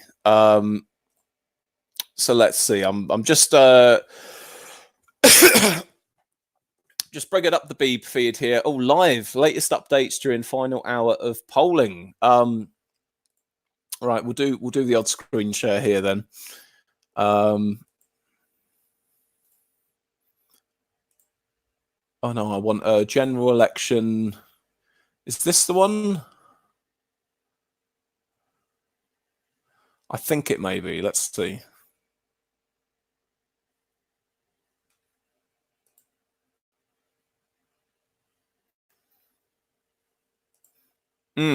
Okay. Give me a second, folks. This is why it's worth troubleshooting far enough in advance here. So I'm trying to look for right. I tell you what, if I just go on the BBC iPlayer and then find channel 1 or channel 2, and then it'll be on one of them, won't it? Oh, the joys of hosting live, eh? What else do we have in the chat? I'll just try and read out the odd comment here and there. Exit polls incoming. I know. We're on the way. I'm getting there, guys. I'm getting there. It'll be BBC One, won't it? You'd think a national election would be BBC One. Okay, here we are. On right now is series 16 of Who Do You Think You Are with Kate Winslet. And then at 5 to 11, we're getting the election poll, the election coverage with the exit poll. So right, that's good enough. See, let me just. All right, there we are. We've got Kate Winslet on the other screen now. I'll be ready. Oh, just out of interest, let's do a very quick little test, guys. Okay, I'm adding to the stream. Tell me how the audio sounds. The governor has sent for Principal Warder William Colquhoun.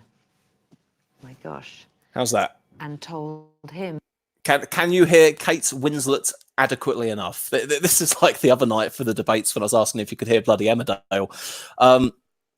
Let me know if it's just decent enough, and then at least once we pop over to the beep for the exit poll, we'll be able to hear. It's not going to be Dimbleby, is it? I think I saw Lee in the chat comment that a little bit earlier. It's not Dimbleby this time round, is it? It's he's finally retired from all this election coverage, so it's going to be someone else giving their response to the exit poll. Emily Maitlis, Laura Koonsberg, Nick Robinson, Andrew Neil, one of them quite possibly. People are telling me, most people telling me the audio's fine. A couple people telling me it's crap. So yeah, I'll take that as it's fine. Good enough. Right, I'm going to keep one eye very closely then, folks, on the live feed from the Beeb here. We'll be putting it back up just as soon as we need it. All right, Kate Winslet, I'm really glad you found out more about where you came from. I ridicule, I do. Though in fairness, if I became a person of note one day and the Beeb invited me to come find out my family tree, I'd probably say yes. So you'd get shots of me sitting on the train, staring off into the distance, having a really good think about what things were like in the old days. Right, final few comments here. Lee Hallam says, first time since 1974, no Dimbleby. People saying, please be Andrew Neil. Probably Nick Robinson. Gary Williams. Okay, folks, I'm going to shut up now. See you on the other side. See you on the other side indeed. All right. Come on, Beeb. Winslet, Kate, please look. Never mind. I'm just going to have to learn to be patient for just a moment. We will get what we're looking for soon enough. Now let's see. Have I got my election fuel here? We've got a nice tin of Pringles. Other crisps are available, and some incredibly cheap energy drinks as well here. I'm not quite as in for as long a slog as I usually would be this time round, because I am actually going to get a break and head on over to the count after a while, which actually will probably feel like a break after doing the stream for a few hours on end. We've had another super chat here that says, "Don't be a Smurf, vote Dilworth." I've just realised that rhymes as well. Don't be a Smurf, vote Dilworth. That's it was creative. I'll give you that. I haven't heard that one before. We might have to change this banner as well, ticking across the bottom. We'll get rid of that banner for the time being, because we'll have to put a new one in for whatever the exit poll is when it comes out. BBC. Yes, right. They're done talking about Kate Winslet now. On BBC One and iPlayer. Right, guys. Here we go. Here we go. Now on BBC One, we join Hugh Edwards for the general election results 2019.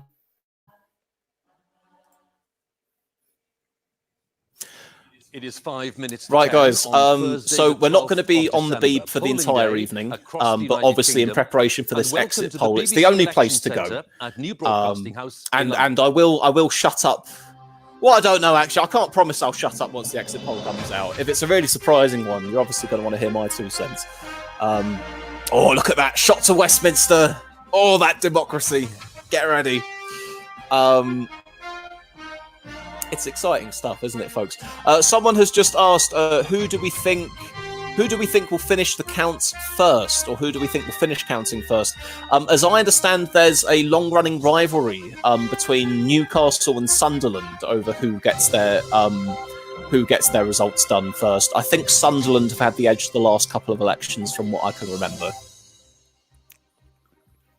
A very good evening for the 4th time in the space of 5 years. Hugh Edwards. The future of the United We wanted Andrew Neil. And this time, with politics in deadlock and Brexit unresolved, the stakes are higher than ever. Now, in a few moments, right, is that audio okay? Are you hearing him all right in comparison to me? Will be over, and we'll be able to reveal the result of our... It's so nice to be here with you for this as well, folks. It's telling me there's 50-odd people watching, but it looks like it's been frozen on 53 for a while. Will the outcome be less than clear? Oh, here we go. Here we go. We've got the CGI pavement. Here we are again 2 years ago in our virtual Downing Street. I showed you the Conservatives falling short. And these are the paving stones to Downing Street. We'll fill them in with our CGI virtual reality throughout the evening. Whose path will reach the deadline first? Video volume up a bit, please. 326 seats or more and send their leader through that door with a majority. The party leaders voted earlier today, wrapped up. Oh, audio's good. Other people are telling me. All right, then. We're a minute or two away, aren't we? 1923, less than a fortnight before Christmas. They know that these ballot boxes hold. Right. I see that Mark Hill of Green Leaves is there waiting in the lobby as well. I'll tell you what I'll do, mate. We're just going to do this exit poll, and then I'll come and have you on within a few minutes afterwards to get your reaction. Who will declare first? Last time, it was just because I've got everything set up as it needs to be right now. I don't want to risk anything going wrong. Are you ready? Yeah. They can get the counting done in under 44 minutes. We'll see if they pull it. Do you hear that? Under 45 minutes. They bloody well do their best to get it in quick, don't they? Gathering the results as they come in, and our election supremo, Professor Sir John Curtis, ready to analyse Professor John Curtis, update the early the absolute boy. There are 650 MPs to be elected. Every one of those outcomes vital to the final result. And my colleague Rita Chakrabarti is at the big screen with more details. This has been. You know what? They've got a nice studio for it this time. I remember some of their efforts in previous years. It's been just kind of this big open plan Doctor Who looking TARDIS kind of thing. But it looks like they've actually got little sections within their studio this time. You can really tell that I'm just trying to fill the air until the poll comes out at this point, can't you? And just outside the studio in the cold night air. Now, someone in the chat's just told me 30 seconds to go, which means and the We are in changing bloody political delay, aren't landscape. we? I am going to this get is the this UK, about a but minute not after the as rest of you. know. We have made each constituency exactly the I'm same just going to size. have So to. one I'm just going to have hexagon to ignore for the one chat MP, and it for a gives you moment. much better idea Not read the of where chat the real at all, balance so it doesn't of get power spoilt for me until I lies. see Now, it, this so we can map get a is laid live out in the colours response. of the 2017 general election. Shortly, we're going There to we go. start pulling them I've all removed the up chat. I can't see it. and then relaying them as the So results we'll find come in out. to find I'll find just out what when has this thing changed. tells me. And back here in our studio, our All right, here we are. Inquisitor-in-Chief, Minute Andrew to go, will be folks. talking to many of the winners and losers, finding out why the election turned out as it did. Oh, there's and Andrew where we Neil. go from here. I knew he'd pop up sooner or Throughout the later. night, as the results come in, I'll be speaking to an array of politicians and pundits in the studio and across the country, asking them what went right, what went wrong, and what happens next. With me all night is the BBC's political editor, Laura Kuenssberg. She's waiting to give her immediate verdict on the exit poll. So here we are. Right, here we Just are. Seconds away. 30 seconds from to go the according to results this. of the exit poll. Our first prediction of the potential outcome of this election.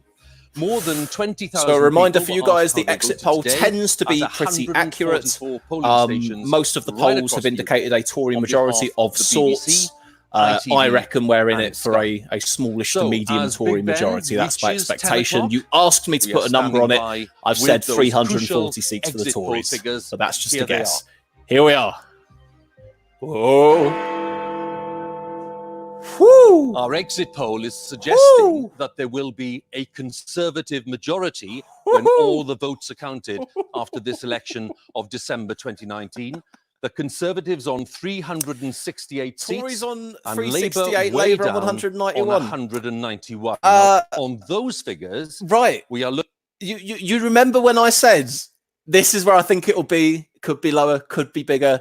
If we're going to have a surprise tonight, it'll be the Tories do better than expected. There we have it, folks.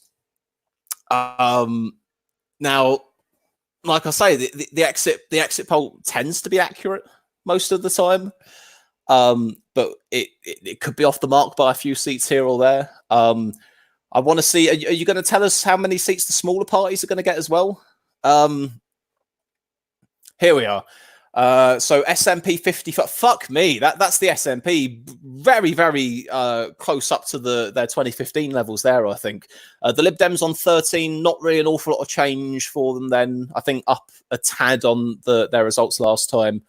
No MPs for the Brexit Party. That's what I'd expected. Green to hold on to their one seat, obviously, as well.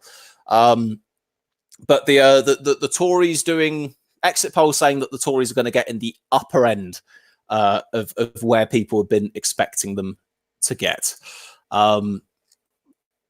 So there we are, guys. You know what? I'm just going to put that on the screen for a moment, and I'm going to bring in Mark Hill of Green Leaves. Hello there. Hello, Captain Swiss. How are we doing? Can you hear me? Not Can you too hear bad, me? thank you, mate. I can hear you. I can hear you. Yep. Good. Okay. So Well, you this is actually so a I'm Conservative guessing you. landslide, isn't it? Yes. This is Yes. a By the looks Conservative of it. landslide, I'd say. I mean, What were you 368. expecting? Sorry, I think we've got a little bit of a time delay, but what were you Right, I'll try expecting and the be result further. to be? I actually have been expecting a landslide. Having come to see people like yourself in Stoke North, I've seen no passion for Labour really anywhere I've been.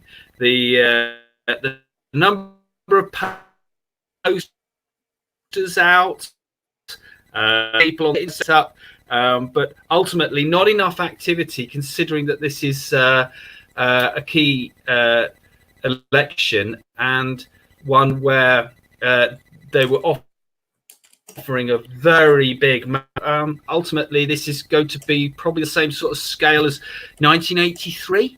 This is going to be a very bad defeat for Labour. Yeah. It looks like we're set to go that way.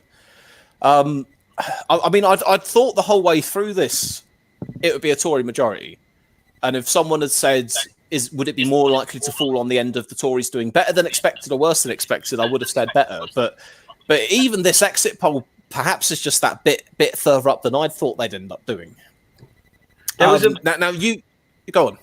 There was a very strong opinion poll right at the end by Survation with giving the Tories, I think it was an 11% margin. And it was that was fairly consistent with the YouGov poll of about 2 weeks ago. And then some of the earlier polling. It's just, it's a bit, you know, this is a bit like, in a way, this is a bit like 16 in that we sort of knew the Tories were going to take this. The opinion polls haven't lied. There's been an awful lot of wishful thinking from our opponents that this was going to be closer than it's going to be. Ultimately, I see this as a Leave victory. I'd say so.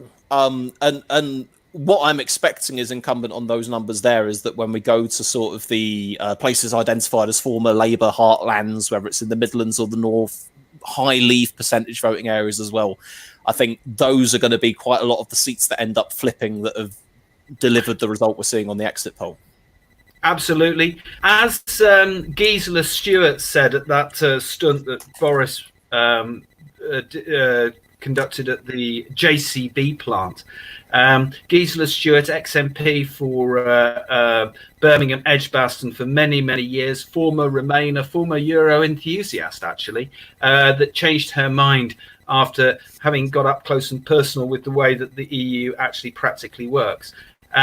She helped lead the Vote Leave campaign, particularly for the Labour Party side. And she said only a couple of days ago that she was endorsing Boris. She was going to vote for Boris, but that didn't make her a Tory. And I think that's the way a lot of people who are of the left, a lot of Labour people, will have viewed what they have done today. They have voted to leave, essentially, again, 3 years later on, all the Remain establishment. I'd like to ask you, where do you think the other party leaders are going to be after this? Let's assume, obviously, Boris's place is secured. He's got himself a pretty good majority. He's fine.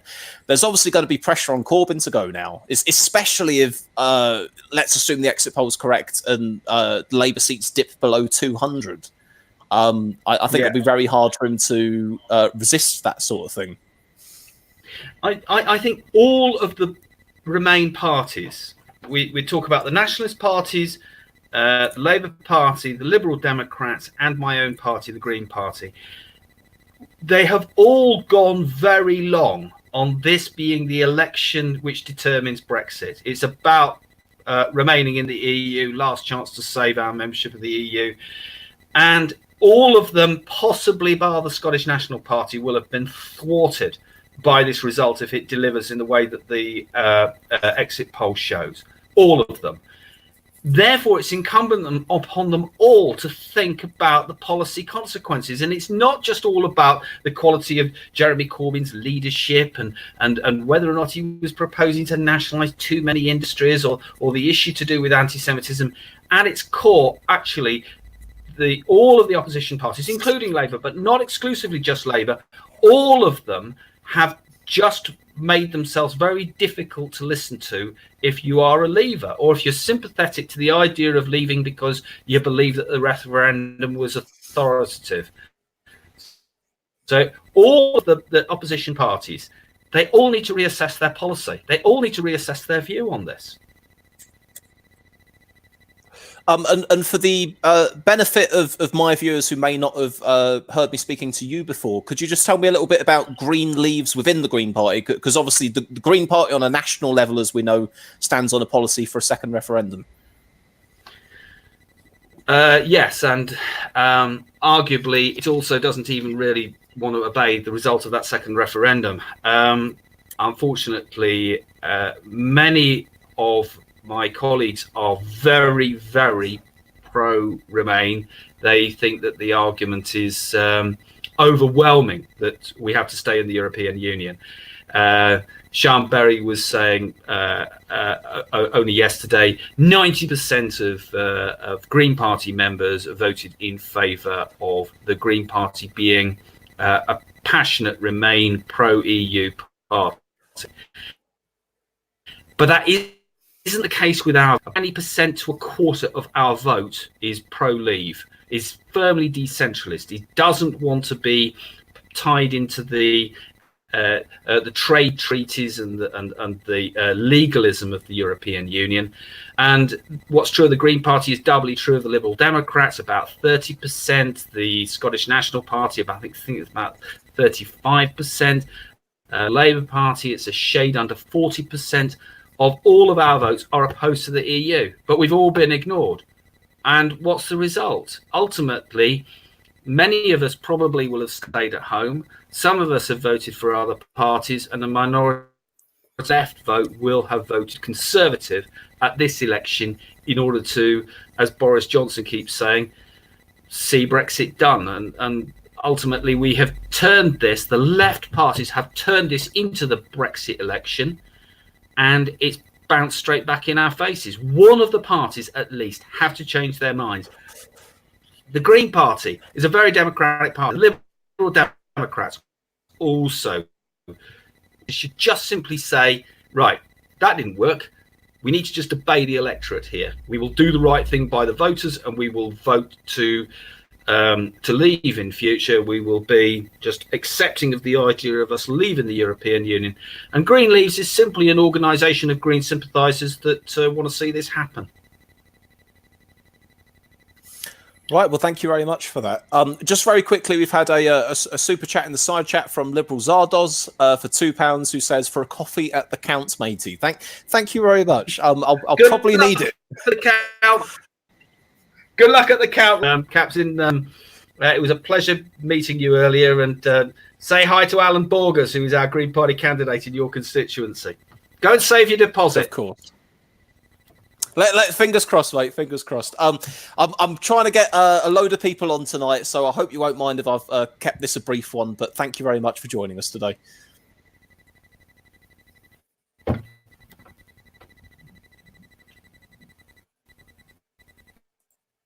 Right, and I'll leave it there for the time being. So just to react to that exit poll again, guys, let me just read that out again. So Conservative 368, Labour 191, SNP 55, Liberal Democrats 13, Plaid 3, Green Party 1, 0 for the Brexit Party, the others on 19. Have we had any separate exit polls come out or not? Oh no, I'm just seeing here, this was Ipsos Mori for the BBC stroke ITV News stroke Sky News. So this is the one they're all using by the sounds of it. We'll have a look for a few comments from you guys, because I didn't really get that many of your reactions just as that exit poll ended up coming out. So I'm just going to see if I can bring a few of these up. We had ooh, OMG, yes, many surprised, shocked faces now as well. Ghost Gaming is off to bed. Bittersweet says, great job, Britain, you utter dribblers. Best 2 out of 3, guys. So obviously that is the exit poll. And like I've said, the exit poll in recent elections has tended to be fairly accurate. But it's not to say that that will be the precise number we end up coming out with. And obviously, if the exit poll does happen to be off ever so slightly, unlike it's been in recent years, we could end up with a slightly different result. But the very large expectation, because I think it's highly, highly unlikely for the exit poll to be, that far off. We're looking at a Tory victory. We're looking at Labour moving backwards. We're looking at the SNP reasserting dominance in Scotland. As I said to you guys for a number of months here, even back before the polls reflected it, I thought the Tories would win back Brexit Party voters. I thought it was going to deliver them a majority. I didn't think that most Leave voters would be swayed by the fact that Boris said we'd leave on the 31st of October and then didn't, because they'd look at what happened in Parliament and see that for his effort, that was what he tried to do.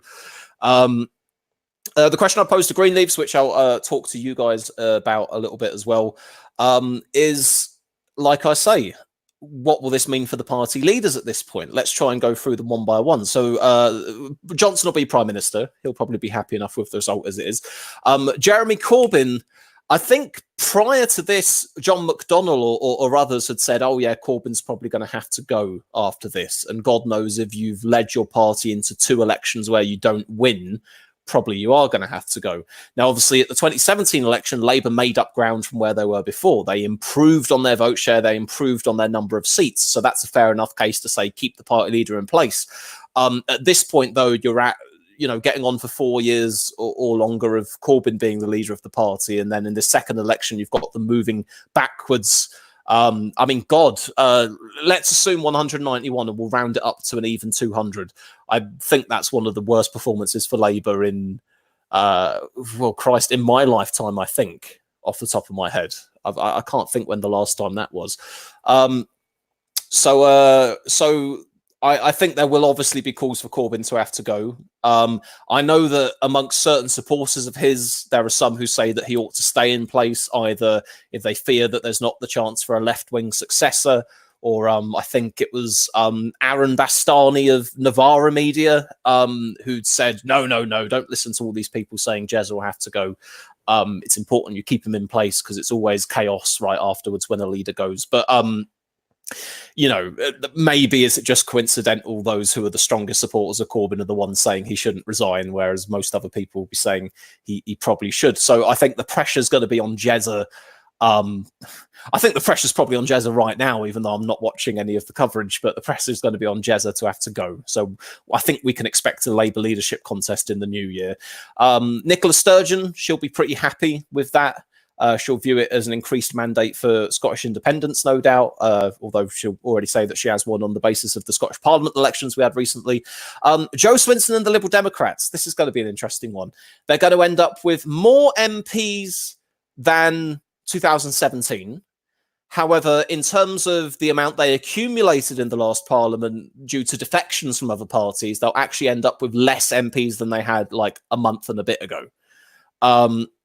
Obviously, Jo Swinson, she again, assuming the exit poll is correct, she won't have managed to move the dial by any great degree. Whatever she was hoping for, some kind of a Liberal Democrat Remainer revival, get round me, I'll be the new Prime Minister, that just clearly isn't going to materialise. Whether they'll keep her in place or not, I don't know. Are there people waiting in the wings, chomping at the bit to take over from her? I suppose the issue with the Liberal Democrats, in a sense of their future leaders, is always the case that they've got a very small pool to pick from if you're talking about just those Lib Dems in the parliamentary party. They don't have an amazingly large number now this time than they had the last time round either. So again, I'm not sure the outcome of Swinson. I'd say Corbyn's going to have pressure on him to go. Jo Swinson, I don't know. I'm better off asking a few of the Lib Dems I know on that one.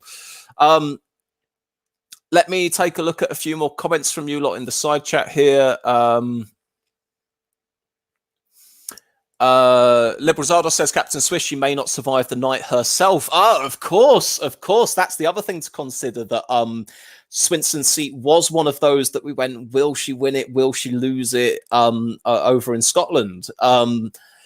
Now, it's perhaps unwise to try and apply a national picture to a local level, but overall, let's just say, well, if the Lib Dems haven't moved that much further up from where they were last time, but by the looks of it, the SNP have, you could probably boil that down into seats where the SNP and the Lib Dems are standing, that the SNP vote share will go up more so than the Lib Dems vote share would go up. So could we see Jo Swinson get headhunted? Could we see her get scalped by the Scottish National Party?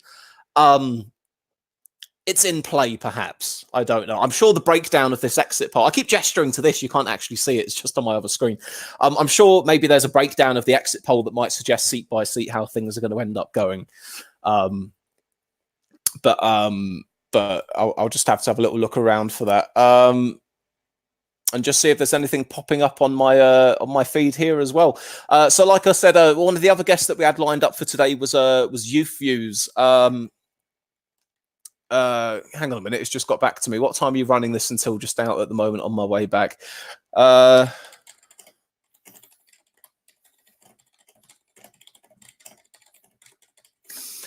And given I think that we've had thoughts thus far from a couple of people on who are Tory supporters, and then Greenleaves, who is a member of the Green Party but clearly wanted an outcome of a pro-Leave majority, which happens to be the Tory majority in this election. If Youthfuse comes on, then we'll hear a voice from the other side, someone who's pretty staunchly pro-Corbyn and Labour, and their take on where things are ending up this evening. Now, obviously, all we've had so far is the exit poll. We're probably going to get our results from Sunderland, because they tend to get theirs in pretty damn quick, within the next hour.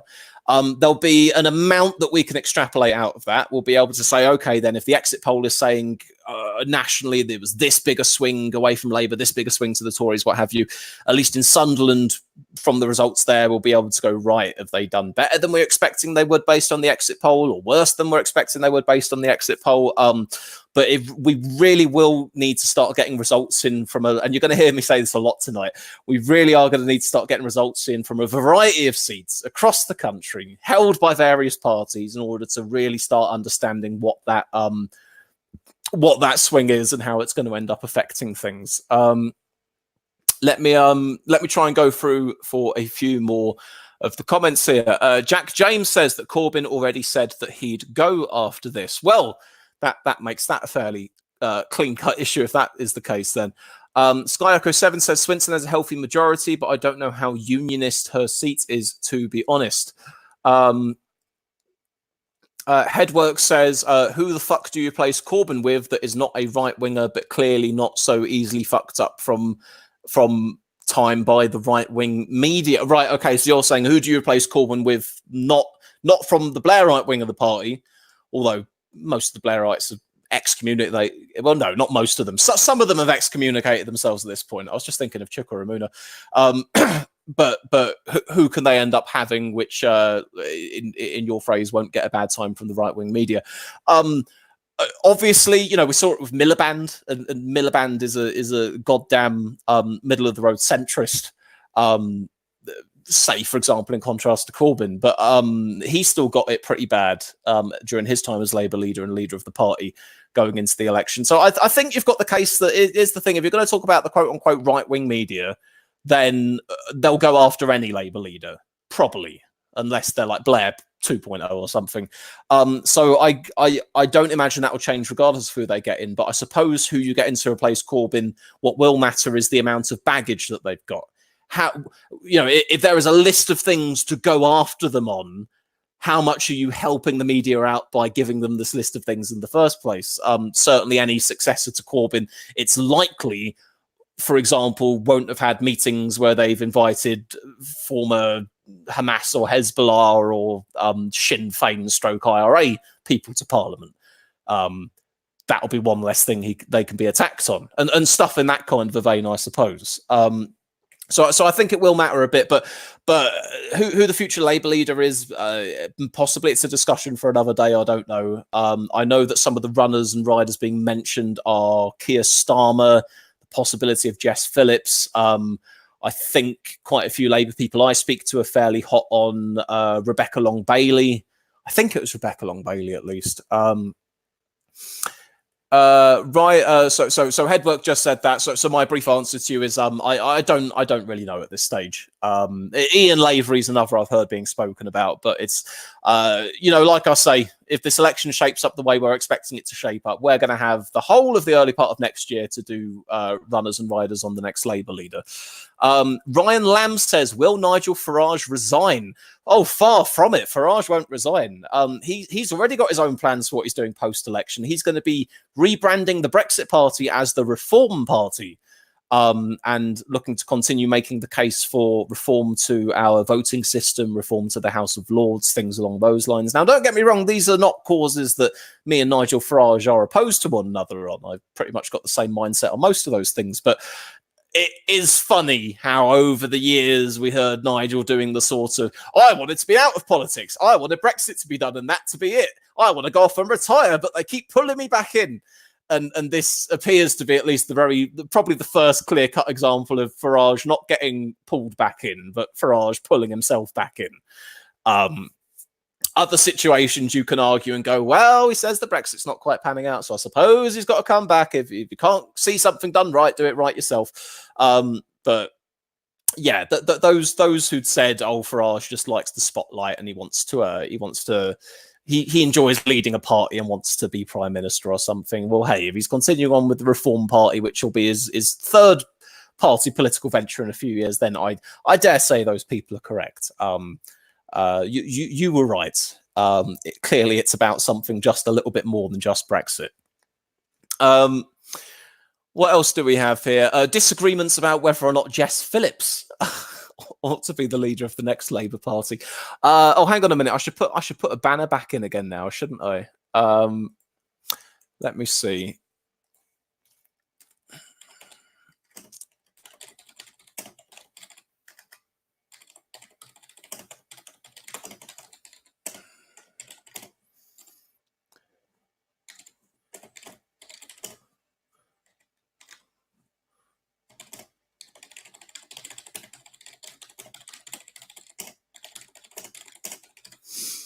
There we go. We'll add that to the bottom of the screen. This is some nifty stuff here, guys. I've got to say, having this little ticker that goes at the bottom. So there we are.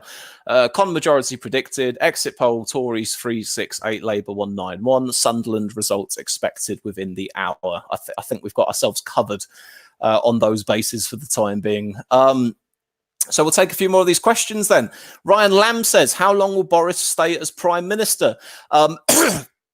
Bar some incredibly unexpected scandal or health concern, at least through the duration of this parliament, quite possibly into the next election as well, for that matter. I think it's reasonable to expect we've got Boris as Tory leader for the foreseeable at the moment. That's the answer that I'd give you there.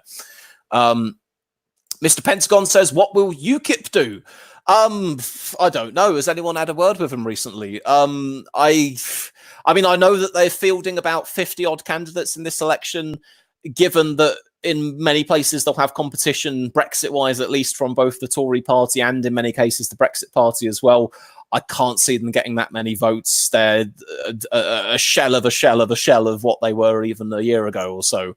I don't expect UKIP to register. I'd be incredibly surprised if they even beat 1% on the national vote share, to be honest with you.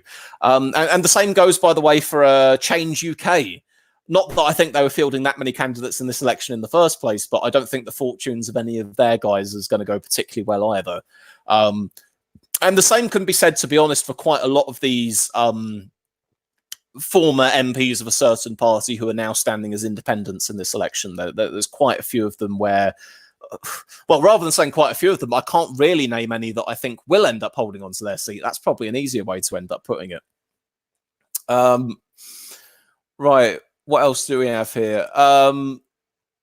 What happened? Ryan Lamb says, what happened to the Prime Minister's videos? I'm really bad at keeping up to date with that kind of thing. But it is still a continuing series. It's not on hiatus or anything. It's just been a little while since we've had one. But me and co-host Callum have been in discussions near enough every week or so about when we're going to do the next one. It will happen at some point. Lee Hallam says, expecting an 11% swing in Labour Leave seats. Well, it's not outside of what we could expect. I mean, take my seat, for example. Take Stoke-on-Trent North, because the reason that I've been able to very steadfastly say I'm sure that this one's going to swing is because I've looked at the numbers and I've looked at the response that I've seen on the ground in this place. This was a seat that was Labour since its creation in 1952. It voted an estimated 72% Leave in the referendum. That's 20% more Leave than the national average. And the Labour majority here has been shortening and shortening and shortening and shortening on every election, to the point that at the last time, I think Ruth Smeeth of Labour fended off the Tories by a couple thousand votes in that kind of a range. I thought it would be incredibly easy for this one to flip over blue. Like I say, just when you look at that sheer volume of Leave votes, and the fact that we've seen that the Tories have done a much better job at gobbling up Leave votes even than they did last time round, whereas Labour have lost a lot of ground with Leave voters compared to where they did last time round. And you're looking at a very, very large chunk of this electorate, over 7 out of 10 people being Leave voters. And again, you know, it's not to say all Leave voters are homogenous. People will vote for different things for different reasons. Some will stick with their former party of choice. Others will be willing to go elsewhere. But on average, on the whole, what we've seen, taking everyone into account, quite a lot of Leave voters are willing to go where they need to go to see Brexit done. And this is something that I've been saying to anyone who will listen for a very long time. And even I ended up underestimating the size of the Tory majority in this election, assuming the exit poll is correct, as we'll always say. So yes, I'm pretty sure this seat's going to end up going blue, as will all of the Stoke seats, to be honest. The one that I saw as a little bit of a toss-up, and maybe Labour might hold on to it, depending how the night went for them, was Stoke-on-Trent Central. But again, exit poll, no, it's all going blue. It's all going blue. Stoke North, Stoke Central, Stoke South is staying blue. Newcastle under Lyme, all the areas around where I live, Labour places that are going to flip blue. And saw it coming. I don't want to talk through the lens of Brexit for this entire thing, and I certainly don't want it to seem like I'm trying to go for a load of I told you so shit as well. But back when I was in Labour, back when I was in the Labour fold, and obviously I was ardently as pro-Leave now as I was back then, I made the case to people around me all the time, adopting a second referendum as an awful position, because Leave voters like me will feel betrayed, because one point you said you do Brexit and now you're offering me a big pile of fudge and a referendum on whether or not to put the pile of fudge in the bin or not. It simply won't fly. And it especially won't fly in the heartlands. It'll play well in the cities. It'll play well in the more Remain voting areas. It'll play well with those kind of voters. But with places that have voted Labour historically for a very, very long time, it's going to play very, very badly. Now, Labour was in a tricky position because people will say, well, they would have lost Leave voters if they'd gone Remain. They would have lost Remain voters if they'd gone Leave. It was going to be tricky for them regardless. And it's like, yes, to a degree, that's true. And certainly given the personal popularity of Jeremy Corbyn, there's also the case to be made that it's not just Brexit that factored in here, but quite a lot of people personally dislike Jeremy Corbyn enough that it put them off voting Labour as well. I'd argue it's probably a combination of the two, or at the very least, Labour lost out to the Tories primarily as a result of Brexit. However, perhaps they would have had better scope to not do as badly, or to have picked up more of those Lib Dem voters towards them if they'd had a leader other than Jeremy Corbyn. Maybe that's a way to put it. Lee Hallam says, Sunderland will give us a really good guide to the exit polls accuracy. Indeed, as will Blythe Valley, he says also. Yes, and simply because once we actually get some results in, we're going to be able to look at the seats. We're going to be able to look at what the swing was in those seats as well. And then we can start applying it to say, okay, if the actual, because once we've got actual results to get our teeth into, we can start saying, right, if this is what the swing was in this particular seat, and then we get another one from another bit of the country and so on, you can start to build up that picture of where things have actually gone in different bits of the country. And it will be different on a regional basis, obviously. You know, the difference in swing alone is still going to matter between Sunderland and, I don't know, wherever Jacob Rees-Mogg has a seat or something like that. Somerset, there we are. But nonetheless, the swings are going to be important to look at. Mr. Pentagon says that the stream is lagging for me a little bit. Can you guys let me know how things are looking for you? Whether the stream's lagging, whether we're up to date quite nicely or not, what have you. And then I'll know whether it's something from my end or something from Mr. Pentagon's end. Striking Hand says, well, they should have stuck with the working classes rather than pandering to identitarianism. Miles Lawrence says, so much for the league. Oh, no, I missed that one. Where's the... We had one from Miles Lawrence that said, so much for the legalised weed, winky face, which I don't know if that was about the Lib Dems or not. I'm not sure.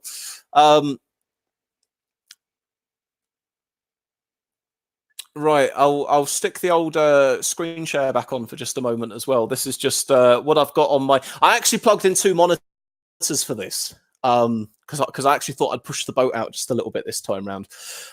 So here we are from the Beeb. No results in at the moment. Obviously, they've got the shadow of that exit poll up, projecting a Tory majority. Very poor night for Labour. Good night for the SNP. Pretty average standing still. Nothing to write home about night for the Lib Dems. Brexit Party, no seats. So I do want to know when are we going to be set to get this Sunderland result? It shouldn't be too long from now.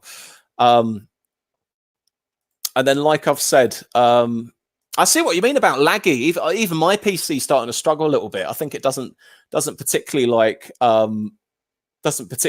having to stream. It doesn't like having to walk and chew gum at the same time. We'll have a little look at this though. This is some of the analysis just from the Beeb feed here.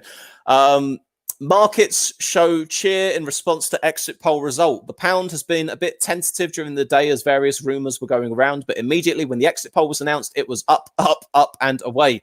The prediction of a smaller majority may have left Boris Johnson at the behest of factions in his party, but this gives the PM room for manoeuvre to get things done through the Commons. The most disruptive form of no-deal Brexit was taken off the table, with Boris Johnson getting some form of deal. That is why the market seems to be showing cheer, but it may be different as some more results come through.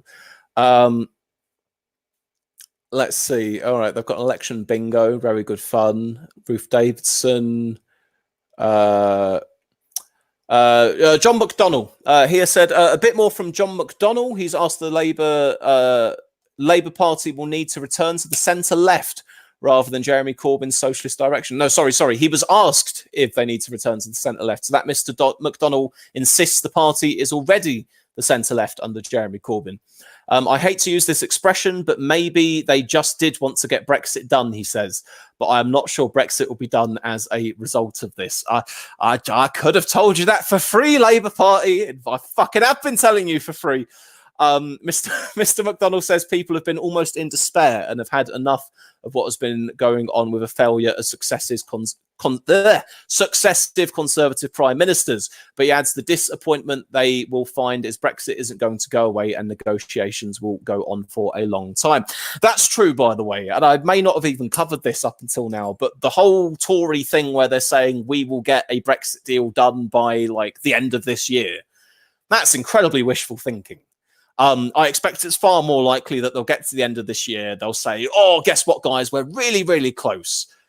Let's just have an extension for a little bit longer and then continue on negotiating the deal. But you've got to keep no deal feasibly on the table if you're going to try and get anything out of your partners negotiating. And most importantly, you've got to try and get them to believe you actually are willing to leave with no deal if push comes to shove. Which is kind of the issue I had with Labour's Brexit policy on the thing. We're going to negotiate a soft Brexit with no threat of walking away from the table and then put the soft Brexit to remain in a referendum and not campaign for either of them. You just think, what is the motivation there on the part of the EU to give us anything other than a deal which is going to make people go, I'd rather be in the EU, which is probably what the EU wants anyway as well. Right, we'll have a look at a few more of these. So we've done markets, John McDonnell, and earlier he says it comes as a shock. We thought it would be closer. We knew it was going to be tough because Brexit is dominated, but he added he hopes other issues would cut through. If the exit poll is correct, and it's just a prediction after all, Labour is set for a very bad night, and that opens up a whole host of other questions. First and foremost, what happens to the party next? And indeed, that's basically what we'd seized upon pretty soon after, which is what's going to end up happening. Corbyn's going to go. They're end up going to have to get a new leader.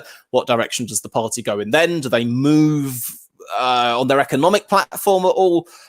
Personally, I think they had a more measured pitch to voters with their 2017 platform versus their 2019 one. And then, of course, there's the other big question of, well, what do they do in regards to Brexit? Do they try and turn themselves into the campaign to rejoin the EU party? Do they accept that it's happened now and make their policies in accordance with having left the EU, or what have you. You know, how exactly are they going to play things there? So those are some of the questions to be asked. What else do we have here in the side then? Lee Hallam says, I think talking about trying to get a deal, I think there will be an extension that isn't an extension as we know it. I mean, I certainly think we'll get to the end of this year and we probably won't quite have ironed out a deal with the EU at that point. So then they'll go, let's have a little bit longer for it.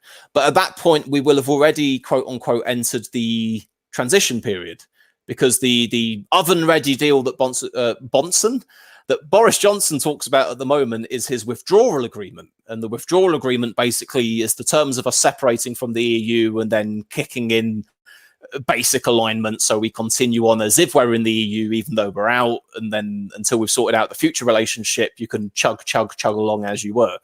But yeah, that could end up going on for some time longer.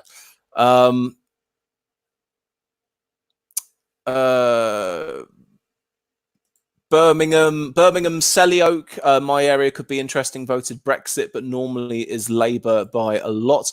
I actually did the Birmingham seats. Hang on a minute. Now, obviously, this is before the exit poll, so we're probably going to have to revise this just a little bit. But I'll bring up what I did for the Birmingham seats here. Is this what I had for the Birmingham seats? Is this my image? You're in luck being a Brummie, because you're actually from one of the very, very few areas in the country I bothered to do some predictions for. All right, is this thing going to load? We're nearly there. My PC is really not happy at the moment. That's not Birmingham. That's Cumbria. Where's my Birmingham projections? Oh, don't tell me I can't find them.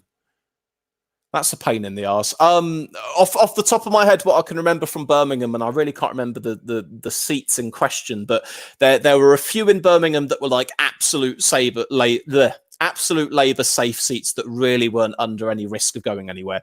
But there were a few kind of out on the outer edges that either had the Tories set to gain in my books or Labour to hold, but at risk of the Tories gaining. Now, again, if on the basis of this exit poll, at least, what was the range I'd put it at? Oh, I can't remember for the life of me. But in Birmingham, seats with Birmingham in the name, we are set for at least a few Tory gains. There'll be some Labour defences on the ones that they're incredibly strong in, but certainly I think at this point, the Tories probably going to gain 2 or 3 Birmingham seats at least. That's so annoying. That's so incredibly annoying that I couldn't bloody find the thing for Birmingham that I did. But while I'm at it, I'll bring up the one for Cumbria, because I did end up doing that, so I might as well make the most of the predictions that I did throw out there. Now, I did a typo here. It's not Mostmoreland or Morstmoreland. It's worse. Oh, I really misspelt that. But anyway, what do we have in this kind of picture? Now, this orange one here is Tim Farron's seat. I'd said Tim Farron to hold, but perhaps at risk of the Tories taking it. We had the Tories taking Workington with the possibility of a Labour hold. Probably wise now to revise that to the Tories taking Workington, no questions asked. I also had them set to take Barrow and Furness, which was former Labour since independent John Woodcock's old seat. I didn't even have any question in that. I think it was just a given. So Cumbria at the very least, we're pretty much looking at a blue sweep, but perhaps with the Lib Dems to hold on to their seat. That's where I reckon we're going to be in that part of the country at the very least. And that's more or less about as far as we can get as far as my predictions go. As I say, I hadn't. If only I'd done seat by seat, maybe I would have had a slightly more research number to give you at the beginning of things. Maybe I would have seen it coming. No, actually, because I had a few question marks over there. I think I was giving I was underestimating the Tories even a little bit, even though half the people I spoke to going into this election were still telling me it could be a hung parliament. It's going to be a hung parliament. I've called the Tories having a majority, and I still bloody they still bloody did better than you expected.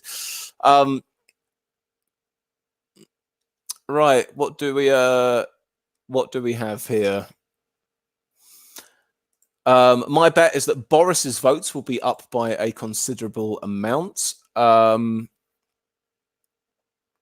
Speaking on Brexit, with a landslide, they will have no excuse for not getting it done, says current commenter. Now, I think I do have the yeah, I do have the comments going by a hell of a lot quicker here on my other screen. So I'll see about trying to share that.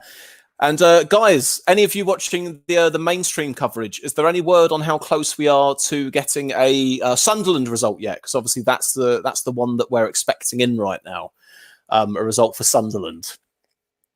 I'll stick on the Beeb again just for a quick moment. Still maybe first. It is 22:44, so the record isn't broken. Oh, and screen share it. Well, I'm at it, obviously. In fact, guys, I'm going to take a break. I'm just going to have a quick something to eat. So I'll pop on the Beeb for you for a moment, and I'll be back.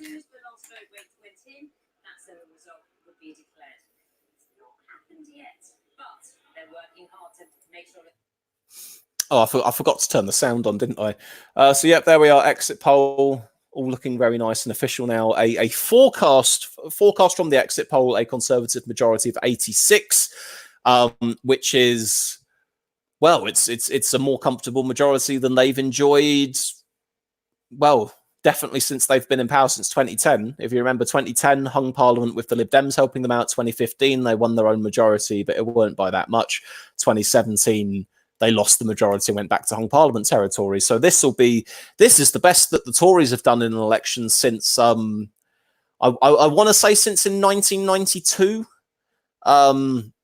Because obviously 97 was the Labour landslide. So people with slightly longer memories than my own, because there's only so many elections I can rail numbers off from the top of my head. Oh, what's this? Here are a list of 4 traditionally early declarers, all in the northeast of England. Houghton and Sunderland South was the first last time round. Let's see if Blythe Valley pips them to the post this time round. Now, according to the exit poll, these are all these are the ones that we're set to come out soon. I've mentioned Sunderland to you guys, but there's also Blythe Valley, which is mentioned in the chat, and also Newcastle. These are the soonest actual results. Now, what you see here is the result last time round. We don't, of course, yet have the result tonight. This is what we're expecting: a likely Labour hold with a vote share of around 42%. But let me show you what we think in terms of a change in the share of the vote. And look at Labour's vote. They're plummeting by 17 points. And with the Conservatives and the Brexit Party picking up a fair number now, look of at those that. votes. We had spoke about how the Brexit Party would affect things in some of those seats. It looks like they've had a much bigger gain, probably at the expense of Labour, on this projection on Sunderland, at least. Now, that's really interesting because this is in a very strongly Leave voting seat. Houghton voted 62 Leave in 2016. Now hold that in your heads. Let's go back to the declarers. Newcastle Central is a different seat. It did remain in 2016. This was the result last time round. I think this is a likely Labour evening, with Labour still getting half of the vote. But look at it. Right, very sorry to interrupt that there, folks, but I've just realised they've got forecasts for constituencies, which means, and yes, you're correct, we can get the exit poll forecast for Stoke-on-Trent North. So let's have a look then, folks. Let's see how things are looking now. Is it just me, or is the screen share is it all blurry? Because it looks like it's blurry in my feed. I'll stop the screen share and stick it back on again. But yeah, we can start looking at the exit poll projections for individual seats here. Here we are. Okay. So the first one we're going to do, guys, surprise, surprise, it's going to be Stoke-on-Trent North.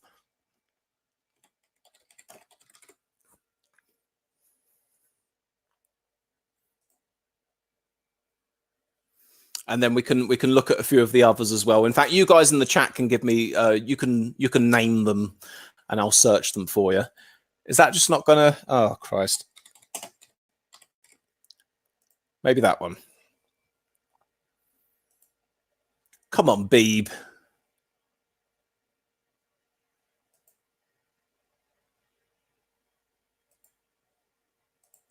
Is anyone else having any better luck? Is it just my computer finally giving up the ghost because I'm asking it to stream and across 2 screens at the same time as well? Oh, that's great. Thanks very much for that.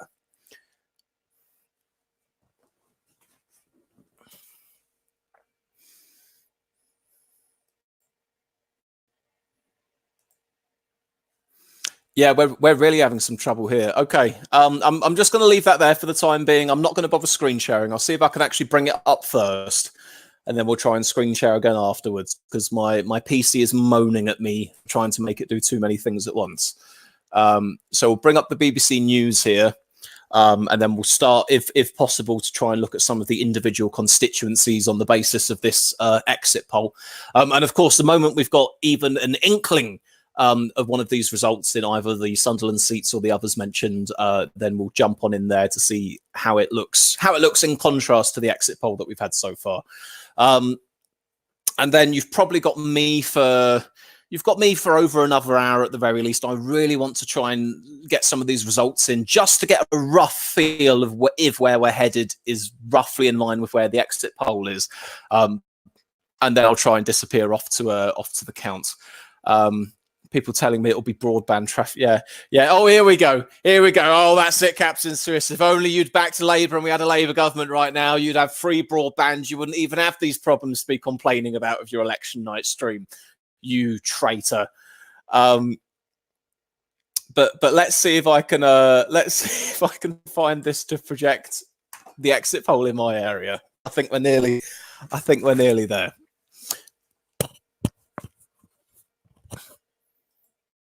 Suspense is killing me now, by the way. Keep in mind, I've thought we're on for a Tory majority for bloody months. So although the exit poll was a bigger Tory majority than I thought, I wasn't surprised by that. I'm on the edge of my seat to find out how this bloody Stoke North contest is going to end up going. Right, let's have another go. I've got the box up in front of me. Entering the postcode. Stoke-on-Trent North. That isn't even what I thought I was going to get, guys. I thought it was going to be how all the parties are going to do relative to one another. I thought it was going to be estimated vote shares and swings and all the rest of it. Oh, hang on a minute. If I click on it, will it give me any finer details? Because all I got initially there was basically just Tories 90% likely to win, Labour 10% likely to win, or whatever. No, we don't actually have any specific numbers there at the moment. Okay, so that's a pain in the bum. All right then, so it's not going to be quite as in depth as we'd been hoping. At the moment, all I'm getting for Stoke North from the Beeb is like 90% Tory, 10% Labour in terms of likelihood of who wins the seat. There isn't anything on the individual candidates there. Oh well. But you can see it's all ready to be filled in there. And there's that dashing independent Matt Dilworth. We'll see how he ends up faring. Alongside the other equally important 649 other contests out there in the country, of course. What do we have here? ABM says plot twist, Swiss wins by a landslide. Ghost Gaming says this is all your fault, Swiss, the Tory majority. Yes. I've been preparing myself for a response to this, even though I know it's meant in jest. I've been preparing myself, people going, this is your fault, Captain. If you'd been on side, if you'd used your platform and your influence, we'd have a Labour majority right now. It's your doing. Your 400 votes in Stoke that cost us the election. Mr. Pentagon asks, can somebody help me? What website was that? If you're talking about the one that I had up, it's the BBC News website. If you look at their election stuff, there'll be a box somewhere that says find out in your constituency. And then you just have to enter the postcode or the name of the seat, and it'll end up coming up for you. What else do we have then? So in a way, this makes it all the more enticing now, because we don't even have a rough projection of how I'll do in Stoke North yet. So it's all to play for. You know, if you're not that focused on the national picture and you want to know how the fucking independent in a Midland seat does versus the Green candidate, that's what you're all really here for, isn't it? We'll have to wait and find out. But my internet is really I'm getting so much lag on my screen at the moment. I hope it's watchable for you guys out there. Striking Hand is having a guess at 666 votes for me. A very demonic number to be revealed on Friday the 13th. Right. I'm gonna hop on over to we'll leave the Bieber side for a moment then, and that might be the problem. I've had a few tabs open here. To be fair, they might have been the things that have been pulling on my resources just a little bit. Oh, that's much better. Yeah, the lag's gone. It was my own fault for trying to get the computer to do too many things. Right, someone says maybe you've got Labour's free internet first. Yeah, maybe. Right then, guys. Well, there isn't too much more for me to say right now until obviously we end up getting some of these early polls that sorry, not polls, results, until we get some of these early results. Thank you for the diligent work of the people in Sunderland who run around like headless chickens to get all those ballot boxes where they need to go, so we actually get the results in time. The Windows take a load of having too much open. Chrome really doesn't like it, does it? So I'm gonna in a very limited way. We're just gonna have one tab open here for StreamYard. We're gonna have one other single tab open on the other side to try and get some results in, and we won't push our luck too much, because I can see it starting to lag again. Hey, you know, maybe that 500 quid deposit could go on a new fucking processor. Who knows? Right, are we due to be any closer to this Sunderland result yet? Ought to be soon. That or Blythe Valley. I think we're due from soon. I'll see. I'll see about just sharing some of the latest of this. We're just going to go off the BBC feed. It's nothing too special, but until we get some results to have our teeth into, there's not an awful lot to do.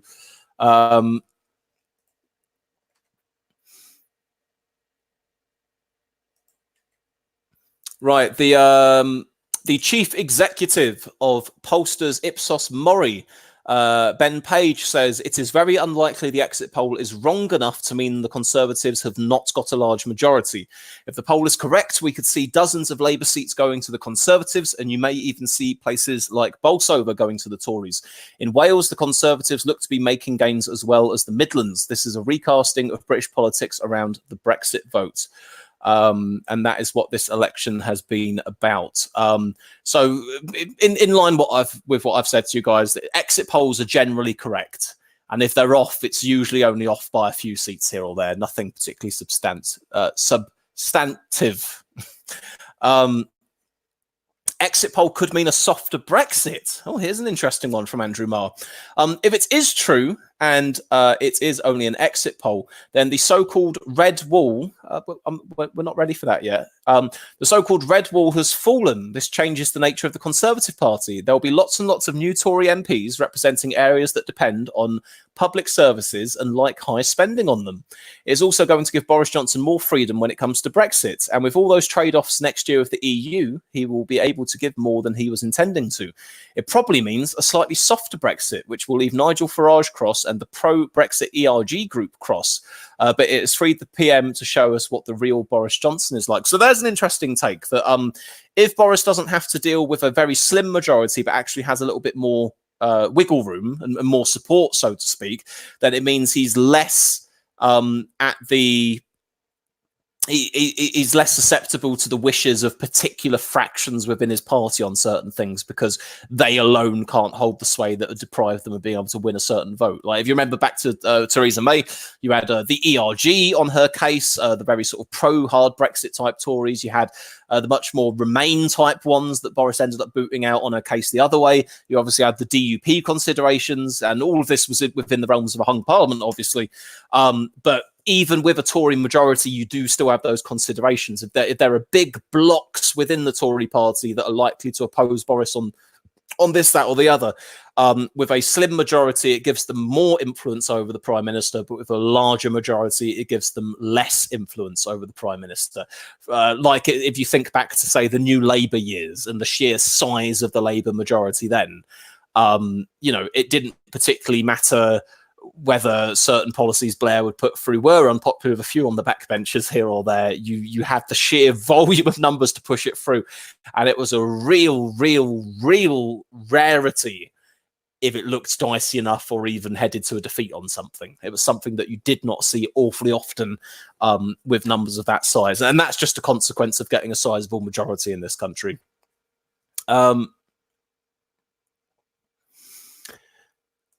Adam T says, wait, Swiss, I'm a bit out of the loop here, but which party are you supporting and why? I was just a little confused by the whole "you betrayed Labour" comment and wondered what the context behind it was. Right, okay, sorry, I think I see what you mean. Well, I'm not. I haven't voted for any of the parties in this election, for one thing. I've stood as an independent in part because I really didn't like the choice I had in front of me, which was basically vote for a party that I used to support, which has completely done a U-turn on Brexit, or vote for the party offering to do Brexit, but they're the Tories who are a bunch of bastards. And it really wasn't an easy one for me. So my get out of jail free in a way was to run myself, and at least I can go, well, look, I could offer a platform that I like to the electorate, and then I can vote for me at the very least. Maybe a few others will like that platform as well. The whole...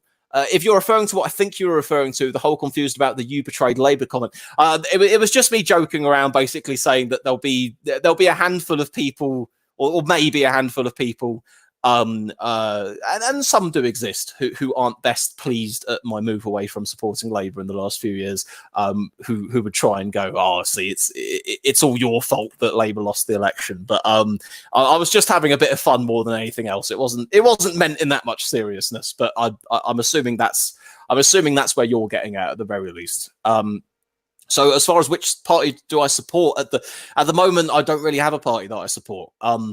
I'd said earlier in the stream, I've flirted with the idea of sort of coming out for the SDP, a very minor party at the moment, but I still have disagreements with them on a few areas as well. It's like I'd be disagreeing with them from one end of things or disagreeing with the current Labour Party from the other end of things. Neither is quite a perfect fit for me. So I don't have a party I'm aligned to at the moment. I am a proud independent and floating voter. My hope for this election, at least, let's say that we're on track for a Tory majority, and sure as hell looks like we are. At least we'll start to see the page get turned on the Brexit issue. We will have the withdrawal agreement passed. We will move on to the stage of talks and negotiations for the future trading relationship. It will no longer look like a question of if we're going to leave the EU, but when we're going to leave the EU. And then we will gradually start to get a focus onto other things. And I don't mean this in a Boris Johnson, let's get Brexit done so we can focus on everything else campaign pitch, but I just mean Brexit, not so much Brexit being in the issue that's dominated, but especially in the last year, Brexit deadlock that has dominated. The idea that not just Brexit is the big issue and the thing that we're trying to get resolved here, but that there was no feasible way to move forwards on Brexit, that there wasn't support for the deal, there wasn't support for no deal, there wasn't support for a second referendum, there wasn't support for remaining. At least now you have a government that the electorate has decided on, which can move us forwards in one direction on the thing. My hope with the Labour Party on all this is that, and I really hope they do, I want Labour to be a party that I'd be willing to vote for again in the future. That is a genuine thing I'd like to see happen. It would be much nicer to be able to back a party that's actually got a chance of getting into government than saying, fuck it, I hate all of them, I'll just run as an independent every year for the rest of my life. But Labour's going to have to make a few changes. First of all, they're going to have to accept that we've left the EU and certainly go for no campaigning to rejoin it or anything like that. And they're really going to have to make a focus on winning back some of their working class voters that they've lost as well. And a lot of Labour's pitch when it comes to we want to fund public services, we want higher wages for people, stuff along those lines. That's spot on. That's great. You don't need to change anything about that. But I think I think, and I don't know if this can be done in the lifetime of a single parliament. That's kind of the problem. But you've kind of seen this cultural shift where traditionally Labour has been seen as the party that represents working class people, the party of Labour, you know, it's in the name. Whereas, where are their strongholds nowadays, especially post this election? Cities, metropolitan areas, they're winning over ever more middle class people and they're losing ever more working class people. It's a real change up to where the party is and who it seems that they're actually representing. And I know, you know, some fairly ardent Labour supporting friends out there may say, oh, but no, our manifesto, our platform, it's meant to appeal to everyone, the 99%, all the rest of it. Whatever your intention might be, fair dues, but there's what your intention is, and then there's the reception of what you're putting out there on the ground in reality. And I think it's just unfortunate that they dropped the ball with Brexit. They really did. I wouldn't have left the fold if they hadn't moved to a second referendum. Maybe I still would have become disillusioned with them anyway, but certainly if they'd stuck to a line of, even if it was a soft Brexit, just saying, yes, the country voted to leave, we will respect that result, let's leave, I probably would have had less qualms with them as a party. And this is something, I am going to go on a little bit of a tangent here, so forgive me. But I think this is something that some people on the Remain side may not really understand about people on the Leave side, because this is no longer just about Brexit for many people. It's no longer just about the issue of whether you're a Eurosceptic and whether you think it's right or wrong that we're in Europe. That is an issue, but it's not the only issue, because when that referendum happened and people expected the result to be implemented, and then you started getting main parties and leading politicians talking about second referendums and undermining the result, it stopped being about just leaving the EU for Brexiteers. It also started being about the wider issue of democracy. The concept of if something wins in a big national vote, you expect that thing to happen. So you had the Brexit argument in the minds of Leavers being turbocharged in a way by this thing being twinned with democracy all of a sudden, that how dare these people come along and try and subvert the thing that we voted for, that we expect that we're getting. And that's something that, to a degree at least, I think some Remainers out there haven't quite been able to understand in the mindset of Leave voters. And certainly in my own case in this election, you know, I didn't end up voting Tory. I couldn't bring myself to vote Tory. I'm lucky enough to be voting for myself. But it was always absolutely going to be the case in this election that I could not vote for any party that's standing on a platform of a second EU referendum. Because I viewed it personally, and there'll be people out there who agree and people who disagree, but I viewed it personally as an absolute affront to the concept of our democracy, of having a big referendum that more people voted in than voted on anything ever before, and then a few years later going, oh, best 2 out of 3 guys. I thought it was absolutely not on, and I could not condone that with my vote. And obviously that's just my personal experience, but you know, you guys have seen the exit poll. Quite a few people out there in the country have voted on the basis of Brexit, regardless of where Labour wanted to move the conversation to. That's where it's ended up. And I really hope, like I say, I really hope that in the next few months, when Labour has a big internal conversation with itself about where they went wrong, what they could have done better, etc., I hope that the Corbyn supporters don't just blame it on the mainstream media. I hope that the Blairites and the anti-Corbyn people don't just blame it on Corbyn. And I certainly hope that the incredibly ardent pro-Remainers within the fold don't blame it on, I don't know, if only we'd gone for a second referendum or revoke a year and a half earlier, then everything would have ended up better. I really hope that there are some actual lessons that get learnt from this by Labour, and not just a load of, you know, fingers and ears. That's the outcome I'd like. I want Labour to improve themselves to the point where I can vote for them again. Anyway, I've been on a rant for long enough there. It's almost as if I had some gripes with the Labour Party that I really wanted to get out, but I've been holding off on streams at the very least, whilst I've been campaigning against a Labour candidate. Because to a degree, at least, like I say, within my race for MP, It's been tricky because on the one hand, I've been doing Captain Swiss, which involves political commentary. On the other hand, I've been a candidate trying at least to run a relatively positive campaign, which by my own rule book has said try not to slag off the other side too much. So, you know, it's been a balancing act, but all right, we got this from Farage. The Brexit Party is not expected to win any seats tonight, but party leader Nigel Farage tells the BBC's Andrew Neil, if we get Brexit, we've done a good job. However, he adds that if Boris Johnson's Brexit deal passes unamended, I can't bring myself to support it. He thinks it will result in a closer relationship with the EU going forward than he'd like. I laughed at just the headline here about how he spoiled his ballot paper. Asked if he will now step down from politics, he said, let's see where we are in 6 months. I may have to throw my hat back into the ring. Poor Nige. Poor Nige. He thinks he's out and you just keep pulling him back in. This is your fault, British public. The man just wants to retire. He just wants to go off to America, maybe host his own radio show, chat to a few Trump supporters every weekend, and that's it. And you people keep demanding we want more Nigel Farage. Well, we'll leave the poor man alone. So he's going to have a think about it. He's going to decide whether it's worth. Basically, I think Farage is just going to monitor the situation with Johnson, see how the Brexit thing pans out, and then might try and push forwards this reform party which he's looking at and bring that into the political domain. I mean, Farage, even at this point, he still holds sway with some people out there. I think his stock has diminished a bit in the last year or so from where it was before amongst the larger section of Leave voters, but it's not to discount the number of people out there who still support the guy or still take a lot into what he says. Arguably, any political venture that Farage were to set up in future, regardless of what name or banner it's under or anything, you could still see it getting a few percent in the polls.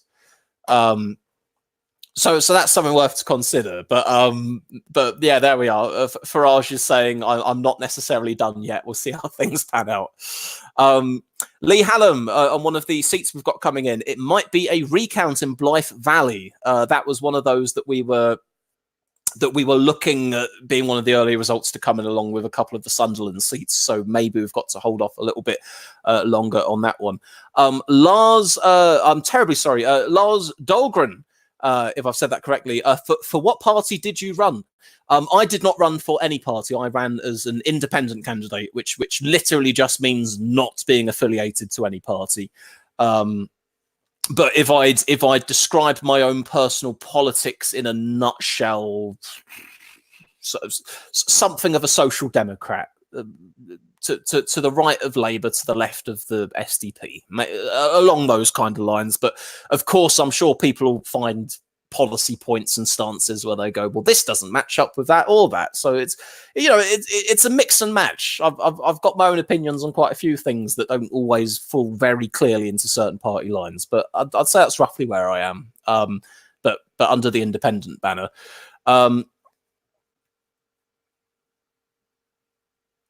Noggin the Nog says Farage still has his army in the EU Parliament. Brexiteers owe him everything. Oh, look, listen. Credit to Farage. He's the man who put Brexit on the agenda and arguably enabled Brexit to be the thing we're discussing today. And he certainly does deserve a lot of credit for that.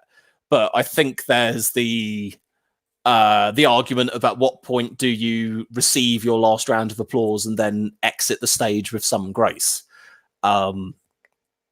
And just he just seemed a little bit late to the game.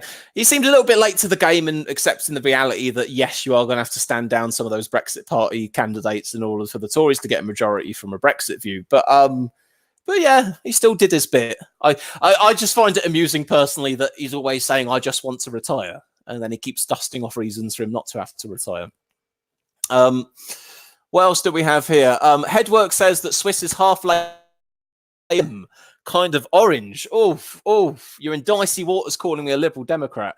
But I see what you mean. You know, there are obviously elements of the Lib Dem platform as well, which I agree with. As much as I think they're completely barking up the wrong tree on a Brexit and supporting the Tories in government, on things like voting reform, cannabis legalization. Generally, they're the only two things I can name off the top of my head. But yeah, there's a little bit. Lars Dolgan says, "Oh, nice, respect for running as an independent. Thank you very much." What else do we have? I'm just seeing if I can find some more comments that are worth reading out. Lee Hannum says, my constituency, Starleybridge and Hyde, is projected as on a knife edge. Tories barely fought it. Last minute non-local candidate who made no impact at all. So knife edge with a paper candidate, essentially, then. Adam T says, if people are confused with my confusion, I'm only saying that because I've not watched Swiss's channel in a long time. That's fair. That's fair dues. Depends how long a time is, because no doubt since I started this thing in early 2017, I've been on a bit of a political journey. I'll certainly admit to that. What else do we have? Noggin the Nog says, anything on Sunderland yet? They're usually the first. Not yet. It's one of the ones we're expecting to get in soon. Personally, I thought there was a chance we may have had it by now, to be honest. But we shall just have to see. I'm sure the moment we do have anything coming from Sunderland, I'll put it on screen for you guys. In fact, you know what? But I think it's the bloody BBC website causing me so much trouble anyway. Sky News YouTube feed. And then we'll copy a little bit off of that, and then I'm sure when Sunderland announces, they'll end up popping over to Sunderland as well. Mr. Pentagon asks, do you think first past the post is a good system? I actually campaigned on a platform of wanting to reform our voting system from first past the post to single transferable vote. No, I don't think first past the post is a good system under our circumstances. You can argue that first past the post is good when it's a very clear-cut two-party system, and it's basically two parties competing against one another. Then whichever of the two parties gets the most vote is reasonable enough to decide who the MP is. But I think in our system as we have it now, where you have multiple parties really trying their best to break through, but it's a very high ceiling when it comes to first past the post. You end up having a lot of wasted votes. And it may not seem like many on an individual seat, but then votes add up nationally to a much bigger picture. In previous elections, we've had parties that have received near enough to millions of votes, but without any real or much representation to show for it. So my preference would be a move to single transferable vote.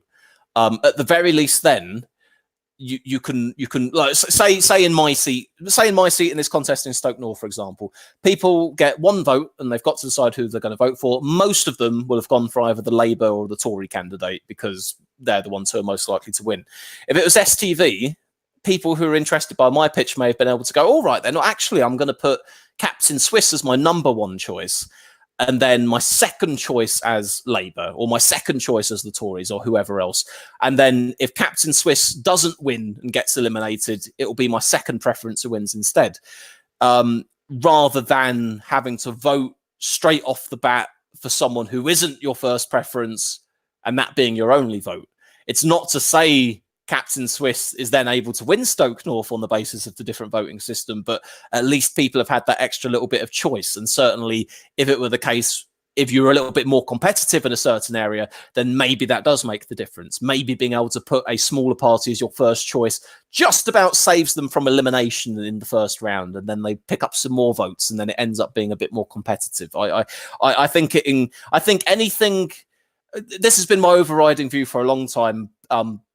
I used to support a different form of PR, being the mixed PR with a list, but prefer STV now. But this has been my view the whole way through as far as voting goes. Anything that encourages voters to be able to vote for the thing that they want rather than the thing that they hate the least is good in my view. Because I think we have just simply far too much of that.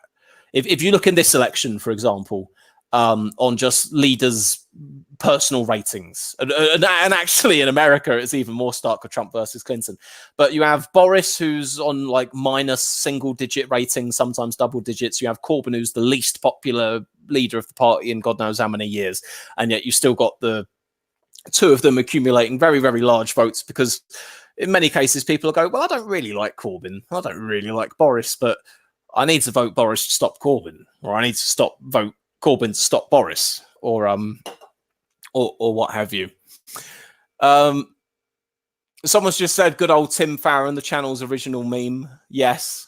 Yes. And the Milky Awards named after dear old Tim. There's a thing, guys. Obviously, we've left it a bit late in the year because we wanted to get the election out of the way, but we will be having this year's Milky Awards. And the reason we wanted to leave the election to happen first is obviously, you know, who ends up winning stuff like best party leader, winner of the year, loser of the year, etc., was really going to hinge on how this election panned out. Lee Hannum says, seems some skepticism about the SNP getting 55, even from the SNP. Yeah, 55. I'm trying to think what it was that they got in. Could any of you remember what they got in 2015? Because that was their really high benchmark, wasn't it? 55 does seem like a tad much. I certainly thought they were going to improve on where they were before. But you know, I didn't have any numbers to put that against anyway. Noggin the Nog says, call that banner as Brill. Oh, yeah. In fact, do I want to update that? Is there anything new to put in there? Well, Sunderland results expected within the hour isn't true. So there we go. That'll do. God damn it! I'm sure we'll get Sunderland sooner or later. You'd hope, wouldn't you? Although it would help if I put Oh, that was it. I was going to do the Sky News feed before I totally forgot about it. Lee Hallam says, Lee Hallam says 55. Oh, so they got 55 in 2015 as well. Yeah, no, that's a lot. That's a lot. I don't see them. I think I'd even said this in the preamble, hadn't I? I didn't see them reaching where they'd be in 2015. I thought they'd improve, but maybe not quite that high. So, so in that sense, you've got to think, all right, then. So let's say the SNP don't get 55. Let's assume it's a little bit lower, depending what those seats were. That may well end up meaning more Labour or Tory or Liberal Democrat MPs instead. So it might affect things a little bit. Now, obviously, on the picture for Labour or the Tories, not so much, because we're talking about very large numbers of who gets elected from each of those parties. But on the Lib Dems, at least, given the exit polls got them on 13, and God knows they've been stuck in that kind of a low-end double-digit range for a few years now, that might make more difference on the face of it, say, if they gain... you know, the difference between the Lib Dems gaining 1 MP in a night or 10 MPs in a night, that will vary how they can argue whether they've actually done well or not from the thing.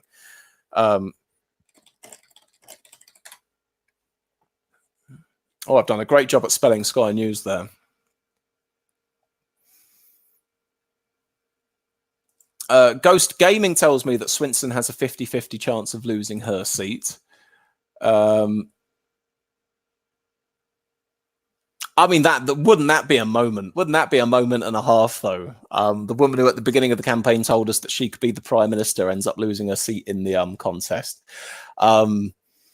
Labour folks out there, at least you have a little bit of levity. I'm sure it's not an exact... I'm sure you're not having a great night tonight, but I'm sure Swinson losing her seat might be a little bit of a reprieve.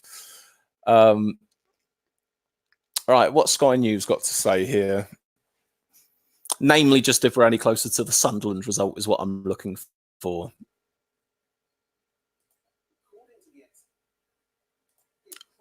Oh, is it Binface or Binhead or whatever his name is? Lord Bucket Bin. So this must be Johnson's count that they're at the moment then, which is interesting, but it's not quite Sunderland. Noggin the Nog said, I heard that Raab is struggling in Esher. Yeah, see, I'd heard about the possibility of Raab losing his seat, and that was one to watch. But based on where it appears we're going to be, again, from the exit poll, that the Tories have done better than even I'd expected, probably Raab's safe. Because Raab to be unseated would probably come under the circumstances of a better night for Labour than expected, than a better night for the Tories than expected, if you get me.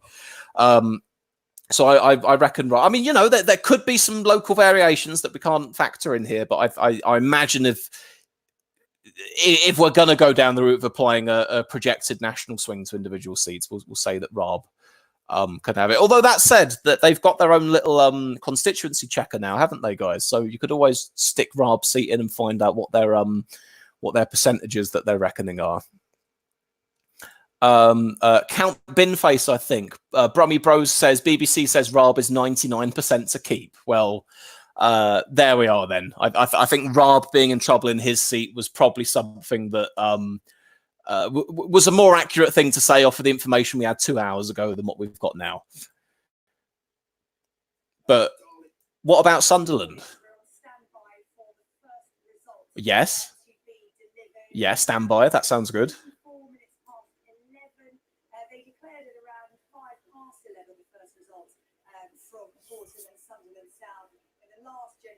See, that's why we're expecting it sooner, because in the last election, they had the result out just an hour after the polls closed, whereas this time they're taking a bit longer. I hope we do get some results in soon, though, because I'd really quite like to have a few to look at before I start looking at disappearing off to my count. It'll be a real shame if not. Because then I'll end up missing all the fun, all the bulk of the fun with all the seats coming in. I'm going to be at the count. So, you know, for those of you that follow me on Twitter, I'll be firing off on Twitter, reporting on everything and offering up all my hot takes. Oh, have we got a result? No. All right, guys. All right, here we are. Screw it. We'll full screen it. It sounds like we're not too far away now, so let's make the most of this, eh? We've got some people. Oh, we've got candidates heading onto the stage. It's definitely on the way.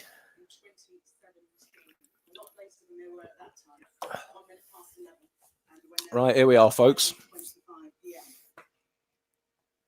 Let's have another cigarette, shall we?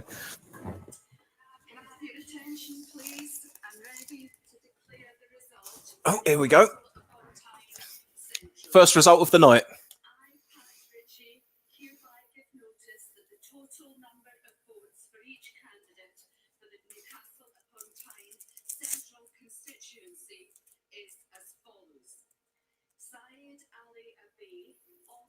Oh, I've realised you guys can't hear it, can you? I haven't put the audio on.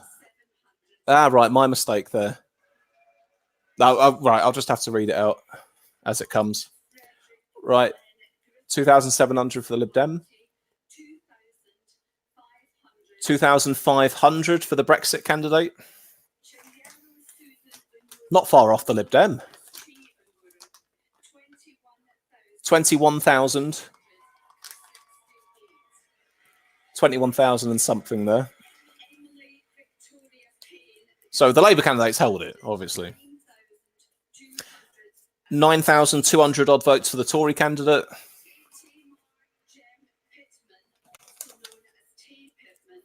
Yeah, I haven't actually put the sound on. That's just coming out of my speakers. I forgot to tick the little box, but I thought let's not faff around now at this stage.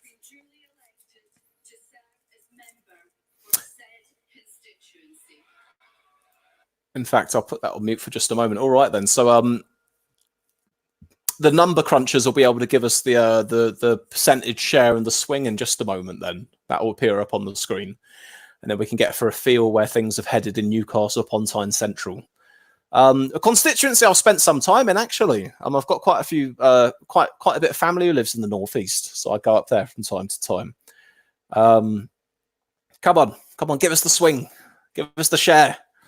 That's what we're after.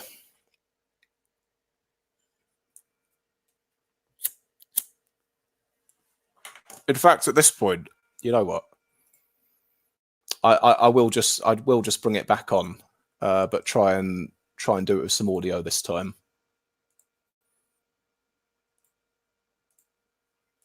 Share audio. Okay, that should be a bit better for you guys at home here.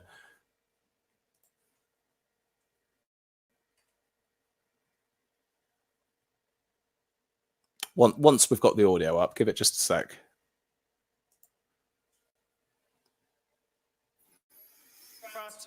$2,300. Oh, here we are. Sunderland result as well. Out of the pan, into the fire. Richard Elvin, UKIP, 897. Christopher John Charles Howarth, the Conservative Party, 13,095. What's that, Arla? Not much. Richard Maeve Phillipson, Labour Party, 16,210. All right, so Labour have held Sunderland.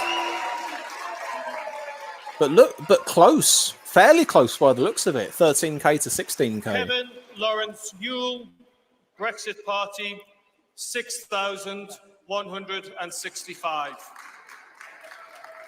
And that Bridget Maeve Phillipson has been duly elected to serve as member for the said constituency. So Labour's held on in Sunderland, which was to be expected, to be honest. I think sort of Sunderland, Newcastle seats are the ones that, you know, Labour would have to be literally obliterated to lose some of them.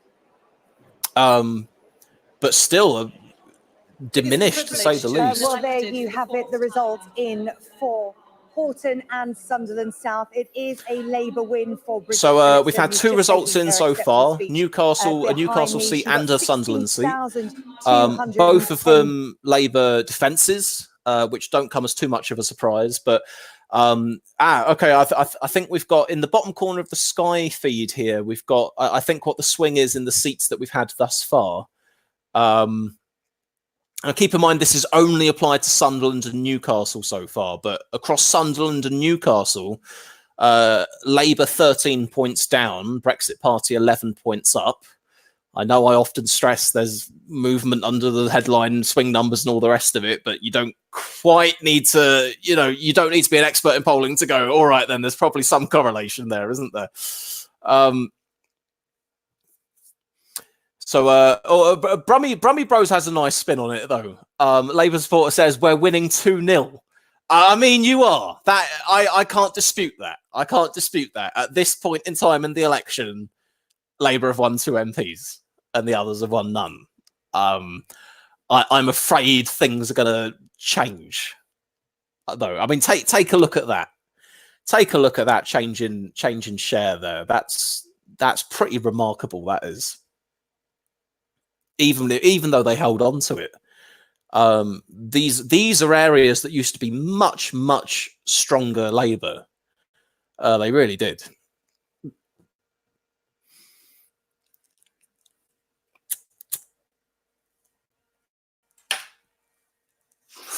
Oh, I realised I put the volume off. My mistake there.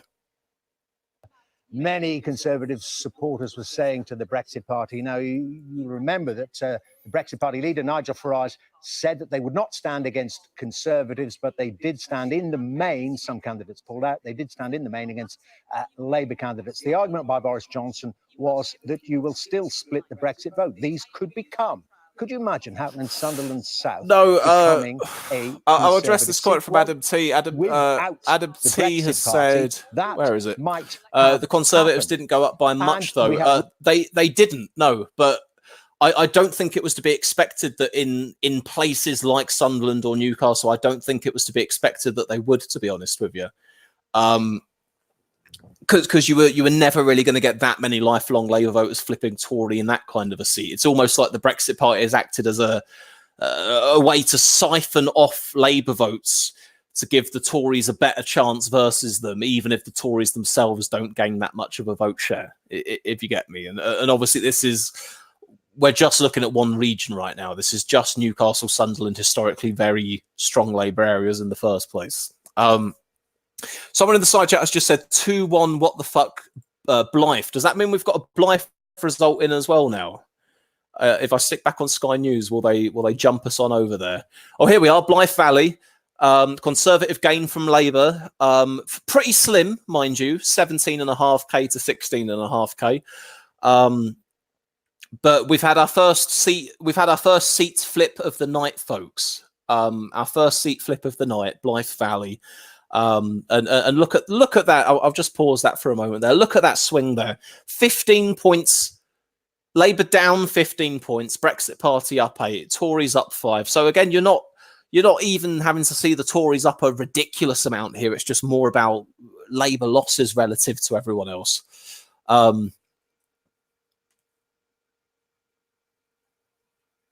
What's this? There are going to be a lot of Conservative candidates having to tell their bosses that leave of absence is surprisingly now a resignation. Yeah, I dare say we're going to get that. Big swing there. Yes, indeed. Oh.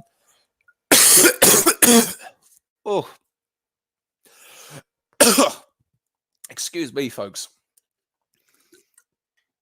So, guys, from what we've got in so far, at least, and obviously it is only 3 seats at the moment, so it's not a massive sample for us to look at, but from what we've got so far, we've got 2 Labour defences with their majority cut short by a significant amount, and we've had 1 seat flip, very close, mind you, but 1 seat flip from Labour to the Tories, and those are the first 3 results that we've had in during the night. Now, I dare say with results like this, it does indicate that we're pretty much on the way to the sort of numbers that exit poll has projected for us. Or at the very least to say, are we on track for a Tory majority? Absolutely. I think that is beyond dispute at this point. We would have had to see something pretty significantly different from what we've seen from these seats so far to indicate that the exit poll was wrong and actually we're moving in another direction. So Tory majority we're on track for, absolutely. I suppose the size of that majority is still the thing up for debate, but I'd say it's pretty reasonable assumption to say it's probably going to be a big one, to be honest with you. So we'll do a few more of these. Becky Twig says Brexit Party are going to kill Labour in the north. Skyaka says, there you go, Brexit Party taking Labour votes. You've effectively voted Tory, for fuck's sake. Well, yeah, that's the way it's panned out here, isn't it? And again, I mean, I've already spent a fair bit of time talking about this on the stream, so I'm not going to try and sort of go on it too hard, too heavy for the whole thing. But Labour, that second referendum Brexit policy was not a good idea. We warned you. Many of us warned you. Right. Well, let's update the banner then, because I think it's about time we had a new little ticker at the bottom.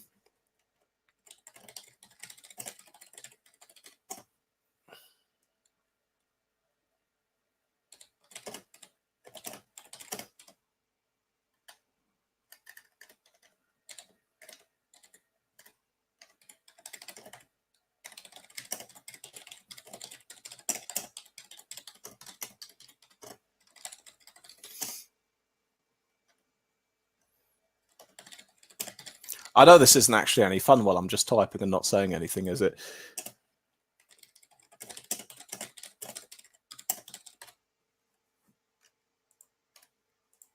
Oh, there we are. Oh, dear. I almost had a Jeremy Hunt moment. You'll know what I mean in a moment. I was saying Swiss to bugger off to his count soon, but I misspelt count. You can use your imaginations there. Right, there we are. So I'll bring us on back to I'll just stick on the feed one more time and just see if we've got any more results that they want to move us on over to. If we've got anything else in yet. No, oh no, Burko. Oh no, we're not having that. No, sorry, Burko. I made an explicit promise to my viewers in the run up to me hosting this stream that Sky News were making a lot of excitement about the fact that they had Burko, and it's not. We're not having Burko here. No, thank you. Adam T says, why is your stream lagging, buffering, Swiss? It's probably because my computer is not as good as it ought to be for this kind of thing. So that's as simple as it is, basically. It's not happy with me trying to live stream shit and be the one live streaming with stuff on the screen and tickers going across and all the rest of it. I need a better PC, perhaps with a stronger internet connection. One of the two. Right. So this is where we are, guys, then. Exit polls come in. We've had a few results in so far. Fairly big swing against Labour in the north. They held on to a couple of seats that have historically been theirs, but the Tories are up behind them. And obviously, in one, we've had the Tories take it by a fairly slim margin. This is going to be the story of the night. The story of the night is going to be Labour losing support in what were previously thought to be their heartlands. And either you'll get Labour defences, but with diminished majorities, or indeed you'll get many seats flipping blue. Like I say, as I'm expecting to be the thing that happens in areas like where I live, in the West Midlands and Stoke-on-Trent for that matter as well. Nog in the Nog says, put Burko on We Want Salt. It's not happening. Go off to Sky News if you want to see a little bit of John Burko. Stretch says, hey all, Swiss, are you streaming all night? Yes and no. I'm going to be disappearing off in a little while to get ready to go off to my count. And also have a break because I've been streaming for 3.5 hours. From the count, I'll be, I don't know, sitting there chatting to the other candidates, probably doing a few updates on Twitter. We'll get the results from my count. I may even hand my phone to someone and ask them very nicely to record the results as we're all on stage. At that point, I will return back here in what will probably be the early hours of Friday morning and resume the stream, maybe for like 1 or 2 more hours, see where we're at, give an update on things, see if any surprises have taken place, any Portillo moments in any of the seats or anything like that. But at this stage in the game, I'm fairly comfortable in saying I think we know where the election is going. The exit poll has called it for a pretty sizable Tory majority, and the results that we've had in thus far, judging by the swings away from Labour, seem to confirm that that is what's going to be the case. Nog in the Nog says, any news or feeling on how you've done, Swiss? Nothing new to report on. Nothing new to report on versus anything I've already told you. I think I could potentially be competitive with the Green candidate if I've done as well as I'm hoping I might. I could well not come last, which would be quite good. As far as vote share, I'm expecting to get somewhere around the 2% mark. I'd be quite happy if I do that well. But beyond that, I won't say anything else. Not least because I don't want to get my hopes up dramatically and then have them shattered for the whole YouTube audience to see. But that's where I think I'm. That's where I think I'm going to be at. I think I'm fairly certain I'm going to stand to do better in Stoke North than recent independent candidates have. In the last few elections, going back the last 15 or so years, independents who've stood in general elections in Stoke North have tended to get like around 1% share of the votes. I think I'm on to do a bit better than that. So I can at least say I've done better than the other indies have recently. But it's all about whether we hashtag beat that Green or not, which is what we'll end up finding out. No beef with the Green candidate personally, of course, but that's the political marker I'm going to match myself against. What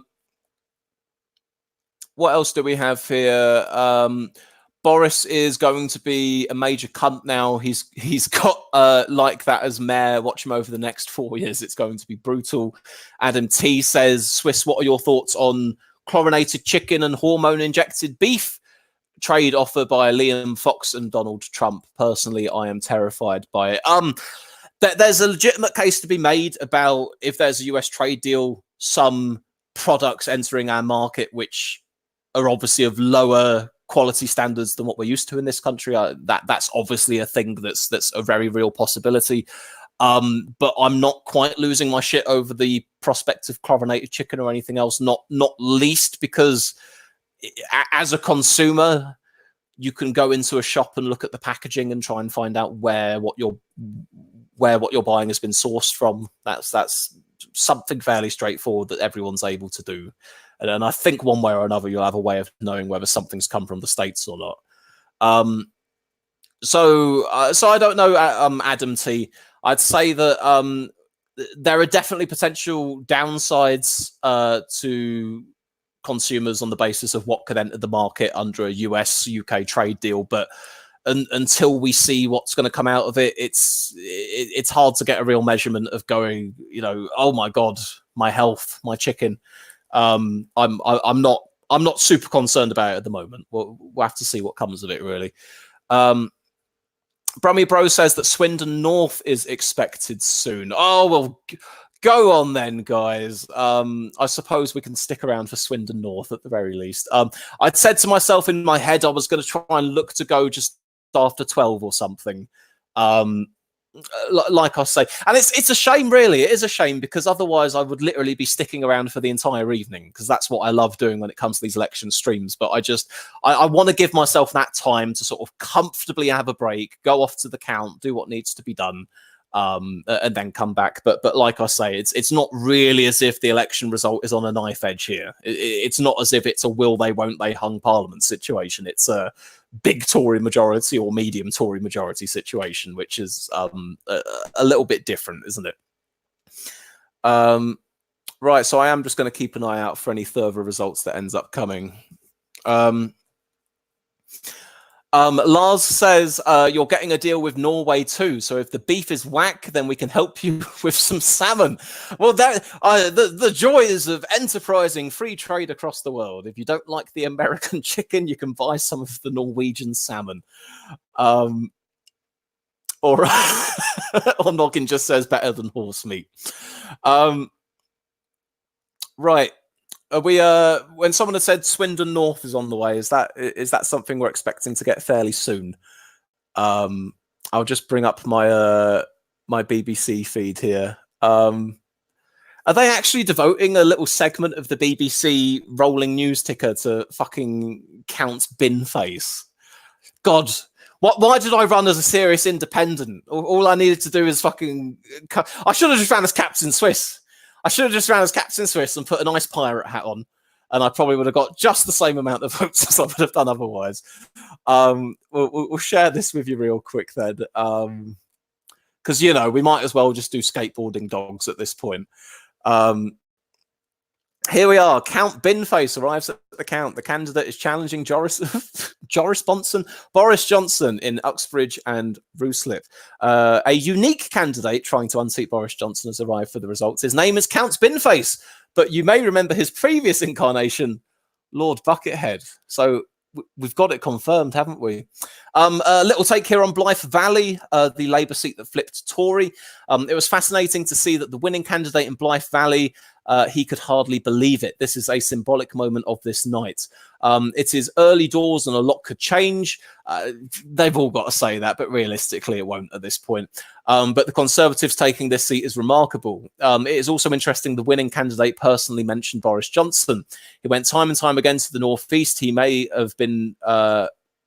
and he might have been that Conservative leader could reach parts of the country that others could not reach. Labour heartland's at risk. The first result of the night seems to back up the exit poll. We've said that much. I've said that much to you as well. Labour's lost touch with the working class voters. I've said that much to you as well. There we are. So there's the Blythe Valley result in its totality. I don't know about the Swindon one then, whether we're getting that in soon. We haven't had an update on it just yet. Lee Ball says, glad my skateboarding dog catchphrase is catching on. And what else do we have? Lord Buckethead up to his usual shenanigans again. Oh, yes, absolutely. Absolutely. Oh, right. I think you can tell that I'm a... Oh, right. And Jason Guard, we'll have to do this one as well. When I said about turning up with a bloody Captain Swiss pirate hat, maybe become a Pirate Party member then. Well, it would fit the bill, wouldn't it? It would fit the bill. Pirate Party candidate, Captain Swiss, with a Jolly Roger and a carton of milk. Right. Brummy Bros is saying Sky has said 5 minutes as far as the Swindon result goes. All right, then we'll hold on. We'll hold on. I'll bring back. I don't know why I came off it. Oh no, I remember now. It's because I don't have too many tabs open at once, so my computer explodes. I'll bring back up the Sky News feed then, because that one's been fairly reliable for us thus far, getting results in live. And we'll do that one. By the way, guys, obviously I'm going to be off at the count, but for those of you who are going to be staying up for the entire evening, watching all these results as they come in, obviously keep an eye out for Stoke North. I've got a jacket which will be somewhat noticeable when I wear it. We shall leave it there for the time being. But people have been asking, what am I going to be wearing to the count? The answer is something easily distinguishable. Right, we'll bring up Sky News there. But as I say, God knows when the actual results due to come in. It could be like 4 a.m. or something like that. But I definitely want to make sure I don't end up missing it. Right, we'll put the old Sky News Live back on now then. Declaration expected in Swindon North shortly. All right then, so we're nearly there, aren't we? Pop the audio on there as well. Oh, here we are. Are we on our way? Man, my PC's not happy. Seats have done better than others, and which way the marginal seats, which way they go, because there are a lot of seats which even the exit poll is saying are too close to call. So we'll just have to wait and see. Okay. Well, and talk to No, me it's not a Mr. about Blobby the outfit, by the campaign way. in Scotland. Of course, it was termed the Brexit Sadly election, not. but there was a big dollop of Indie Ref 2 thrown in there as well, wasn't there? Did that make it doubly difficult for the Liberal Democrats? Right, so apparently we're not far off. We had a lot of support One may for hope. our anti-independent stance. Although we have been being because told that let's the Swindon remember, North we don't know declaration is yet how coming the votes soon will break for down a this time. while. But that's But in election night, folks. 2017, The same thing's going to happen with my the seat when I SNP go there as had well. 977,000 votes, I think, and there was I'll 1.6 probably spend a few hours of them voting. telling me, oh yeah, the Stoke North result is just around the corner. And then we'll be waiting even longer. All right, come on, give me Swindon North or give me Scottish death. parliamentary by-election in Holyrood, where they actually spent more than they had done in the entire Remain referendum campaign. So the other question, I suppose, which hasn't, which we're yet to actually get any seat results on, was whether or not the SNP is due to do as well as the exit poll implies, because obviously the exit poll has given the SNP a very, very, very strong performance in this election. And there might still be some doubts about whether or not they actually end up doing as well as the exit poll projects, or whether they could do a little bit under. So that's a thing still to be determined. It's not going to affect the overall arithmetic of Parliament. The Tory majority is a Tory majority, but nonetheless, it will be interesting to see whether they actually get that 55 they've been projected for, or whether it's substantially less than that. I think it was 2017 they won 35. Was it 35? I think it was, or at least that's what the exit poll said for them. It was in that kind of a range. Brummy Bros is saying that the SNP don't seem as confident as the exit poll says. Keep in mind, I will say this much, not to poo-poo on the SNP. Regardless of what result they get tonight, no doubt they will have increased their number of MPs fairly substantially. So whatever it is, it'll be a good night for them.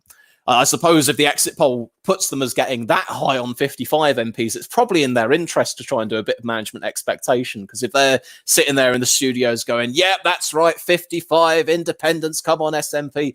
And then a few hours later you go, oh, it wasn't 55, it was 45. Then it doesn't quite look as good, does it? So it makes sense they'd pour cold water on it, especially when it is such a high projection there. Jason Gard tells me, yes, it was 35 the last time round. Adam T gives me something interesting. And important thing to note, Swiss back in the 92-93 election between Major and Kinnock, it was projected there would be a hung parliament, but it turned out to be a Conservative majority. I'm not sure if the same kind of thing will happen here, but it's still a thing worth noting.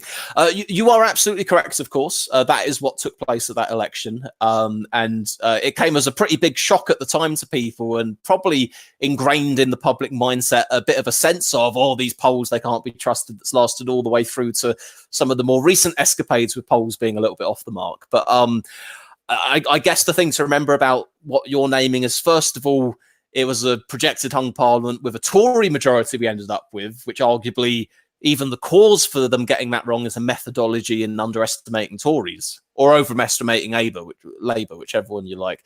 But the second one is, I just, like I say, based on the results we've seen so far, 2 Labour defences with a very diminished majority and 1 Labour flipping blue, just from what we've had so far.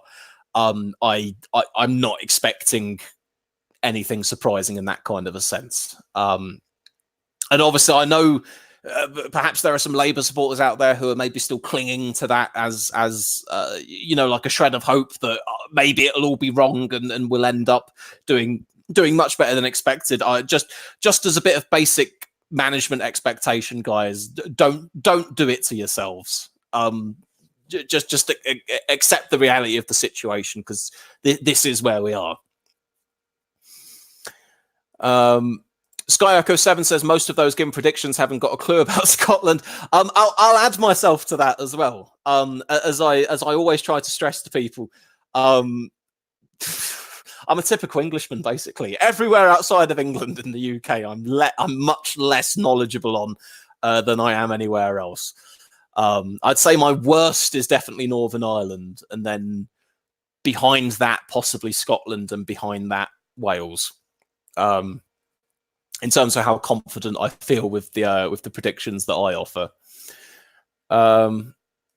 What else do we have? Have we got this Swindon yet? Done as well as they might have expected. Can we have Swindon, please? Swindon North. My list of people we need to speak to when the results are finally in hard and fast. And man wants to go have a shower and go to his own and in particular goddamn poll count of the Labour Party in some of those seats that have been rock solid in the past. All right, well, we'll give it just a minute. If I add it back in, is it still blurry? It is still blurry. There's something up with that, isn't there? But credit where it's due, Swiss. You don't pretend where it's due, Swiss. You don't pretend to know. That's true. That's true. The one thing I will do is if I know that I'm not super knowledgeable about something, I will warn you guys ahead of time.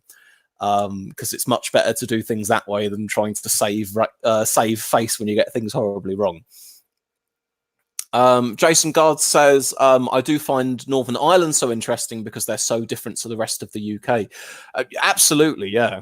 You know, completely different set of political parties out there, completely different set of dividing lines between the way that people vote. Obviously, nowadays in the UK, we talk about a Leave versus Remain divide. In Scotland, you had sort of the Independents versus Unionist divide. Northern Ireland, you've had, again, a similar sort of Unionists versus... Well, it's a funny one, actually, because both sides view themselves as Unionists. It's just the DUP want to stay within the UK Union, whereas the Sinn Féin wants to reunify the whole of Ireland with the Republic of Ireland. But let me just put this on. This looks like an interesting bit of analysis. Oh shit! It might help if I screen share as well. Houghton and Sunderland South, kind of, you know, similar it's story. blurry. We're down 19% there. I forgot it was going to be blurry. All right, basically, it's just telling us about the it's telling us about the 3 results we've had so far. In Newcastle, it was a 7-point swing away from Labour. In Sunderland, it was an 18-point swing away from Labour, and I think in Blyth, it was 13 to 15 points, something like that. So again, just from the results that we've had in so far, indicating big swings away from Labour to the benefit of the other parties. I've given up on Swindon at this point. If it ends up coming in, then so be it. I'm sure you guys will end up seeing it soon enough anyway. But we're coming up to about the midnight mark, which is when I said I was going to disappear off and give myself a break anyway, guys. So I don't want to repeat myself because I know I've been summarising and re-summarising over and over again here. So I'll try and be very brief. We're on track for a Tory majority. The question is, how big is that Tory majority? Will the SNP do quite as well as the exit poll says? And how many big names are we going to see scalped in this election? Because there's still a few to end up watching out for there. James Fielding says, hi Swiss, what time is your result expected? The only thing I've got to go off is when the result was last time, which was about 4:30 in the morning, if I think I'm correct. But I'm not taking any chances, even if it means waiting around in the counting hall for hours on end. I want to make sure I'm there for it. So that's why I'm going to be heading off a little bit sooner rather than later to my own count. But like I say to you guys, I will be back again afterwards. Just to see where we're at, to re-summarize what results we've had in, to see if there's been anything interesting that's popped up. And of course, to share with you my own results and perhaps even the footage from those results as well. And I'll leave it there for the time being. You've been with me for the better part of 4 hours here. So I appreciate, as always, you joining me for the election coverage. It's one of my favourite nights of the year.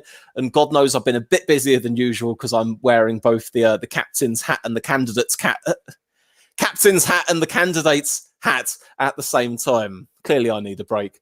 But I wouldn't change any of it. Anyway, guys, that's it for now. Catch you all later on.